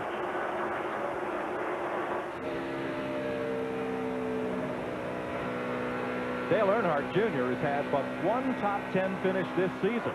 Came at Las Vegas where he finished 10th, and only 2 other finishes within the top 20. But with 2 years in a row where he was Busch Grand National Champion, don't you know all the kids back here that are learning right now in that division are saying, someday I might be like Dale Earnhardt Jr. Well, never mind the finishes. I think the key here, buddy, is that Dale Earnhardt Jr. this year in a Winston Cup car has led at all 3 mile-and-a-half racetracks. He led at Las Vegas, he led at Atlanta, and he's well out in front here with 5 laps to go. A few years back, I watched him run his first race against his father over in Japan, and I'll tell you what, he led a great deal of that race. So it's not just a mile-and-a-half racetrack. This guy is very, very talented. He has an older brother, Kerry, who also races, and his older sister, Kelly, drove some late model cars for several years. Kelly beat him before. Kelly was very, very good down in Myrtle Beach where they cut their teeth. The both of them were great drivers. 4 more times around, 4 more time trial style laps for Dale Earnhardt Jr. Now 2 seconds separate 2nd and 3rd. And once Jeff Burton got around Bobby Labonte, he just moved away. Mike, there's something happening in the grandstand. Every person here is standing now. Nobody's sitting anymore. They're standing. Time to count the cash, buddy. You know something special is happening right now. 3 laps to go. Well, like father, like son. And you know he knows what's going on. A lot of pride has to be. Well, he's moved up where he can almost see now. He's in 7th place himself. Dale Earnhardt Sr. is. What a day for this great 3rd-generation driver from Kannapolis, North Carolina. White flag, last lap for Dale Earnhardt Jr. Yeah, don't you know his heart's beating harder than that car is running right now. His grandfather, Ralph, Former national champion, they called him Ironheart because he gave nothing on the racetrack. His father, 7-time Winston Cup champion, once dubbed Ironhead, and then the Intimidator. How about this kid? He can coast on now, Mike. Checkered flag. Dale Earnhardt Jr. is Texas Motor Speedway's second first-time Winston Cup winner.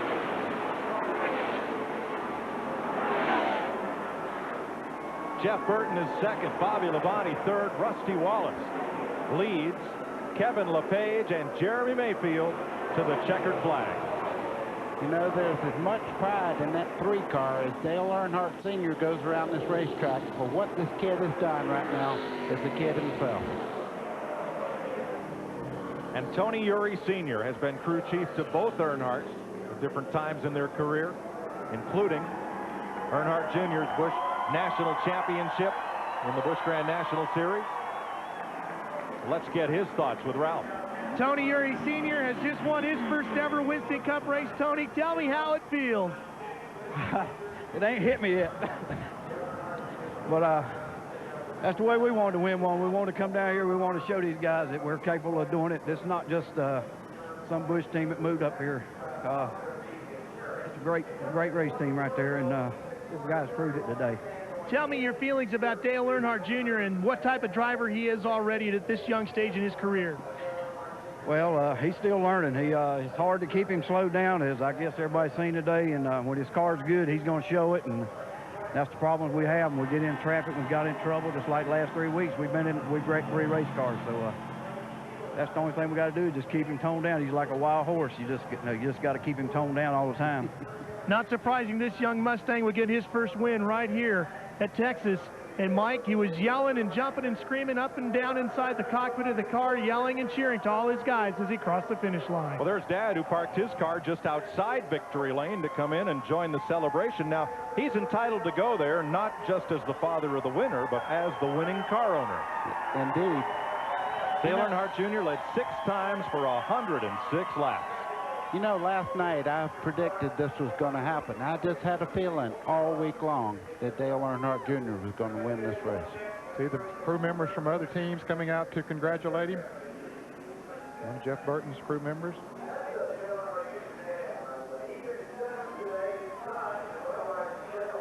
What a great day for this great racing family. And for the Pettys, their 4th generation star, Adam Petty, got his first taste of Winston Cup competition today. Adam will end up 40th, but had a strong race until he came out of it in lap 215. There's the Intimidator. And today, proud father. See, there is a heart as big as a man.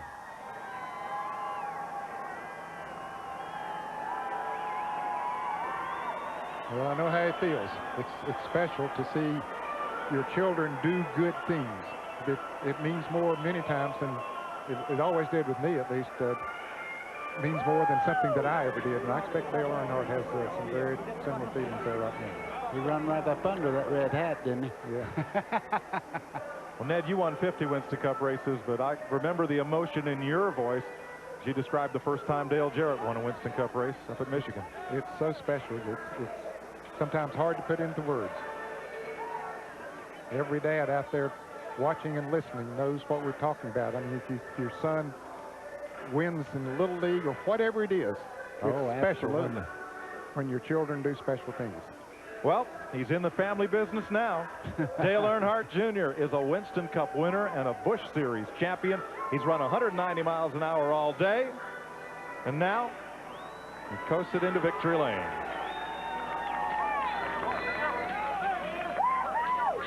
And waiting on him, along with Dale Earnhardt, is Ken Squire. His dad is here first. What a moment.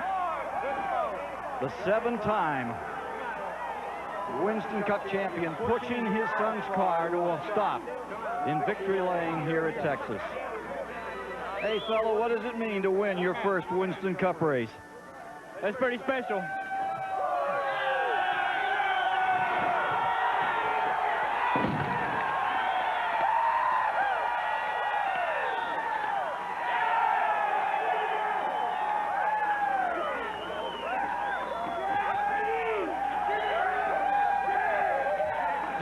seem more emotional than I've seen you win all your victories. Hey, man.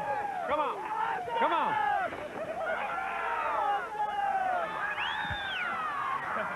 That's crazy. How about it, Dale? This is as big a moment for you as it is for him, I think. I tell you, he's something else. He's talking about coming to Texas and winning his first Cup race. He won his first Busch race here. When you, the kid, could do it, Tony, Uri, and all the guys worked really hard. And I got to thank Budweiser, Chevrolet, and everybody. This kid, he worked hard. And Tony Jr., Tony Sr., Richie Gilmore, and all them guys in that engine shop.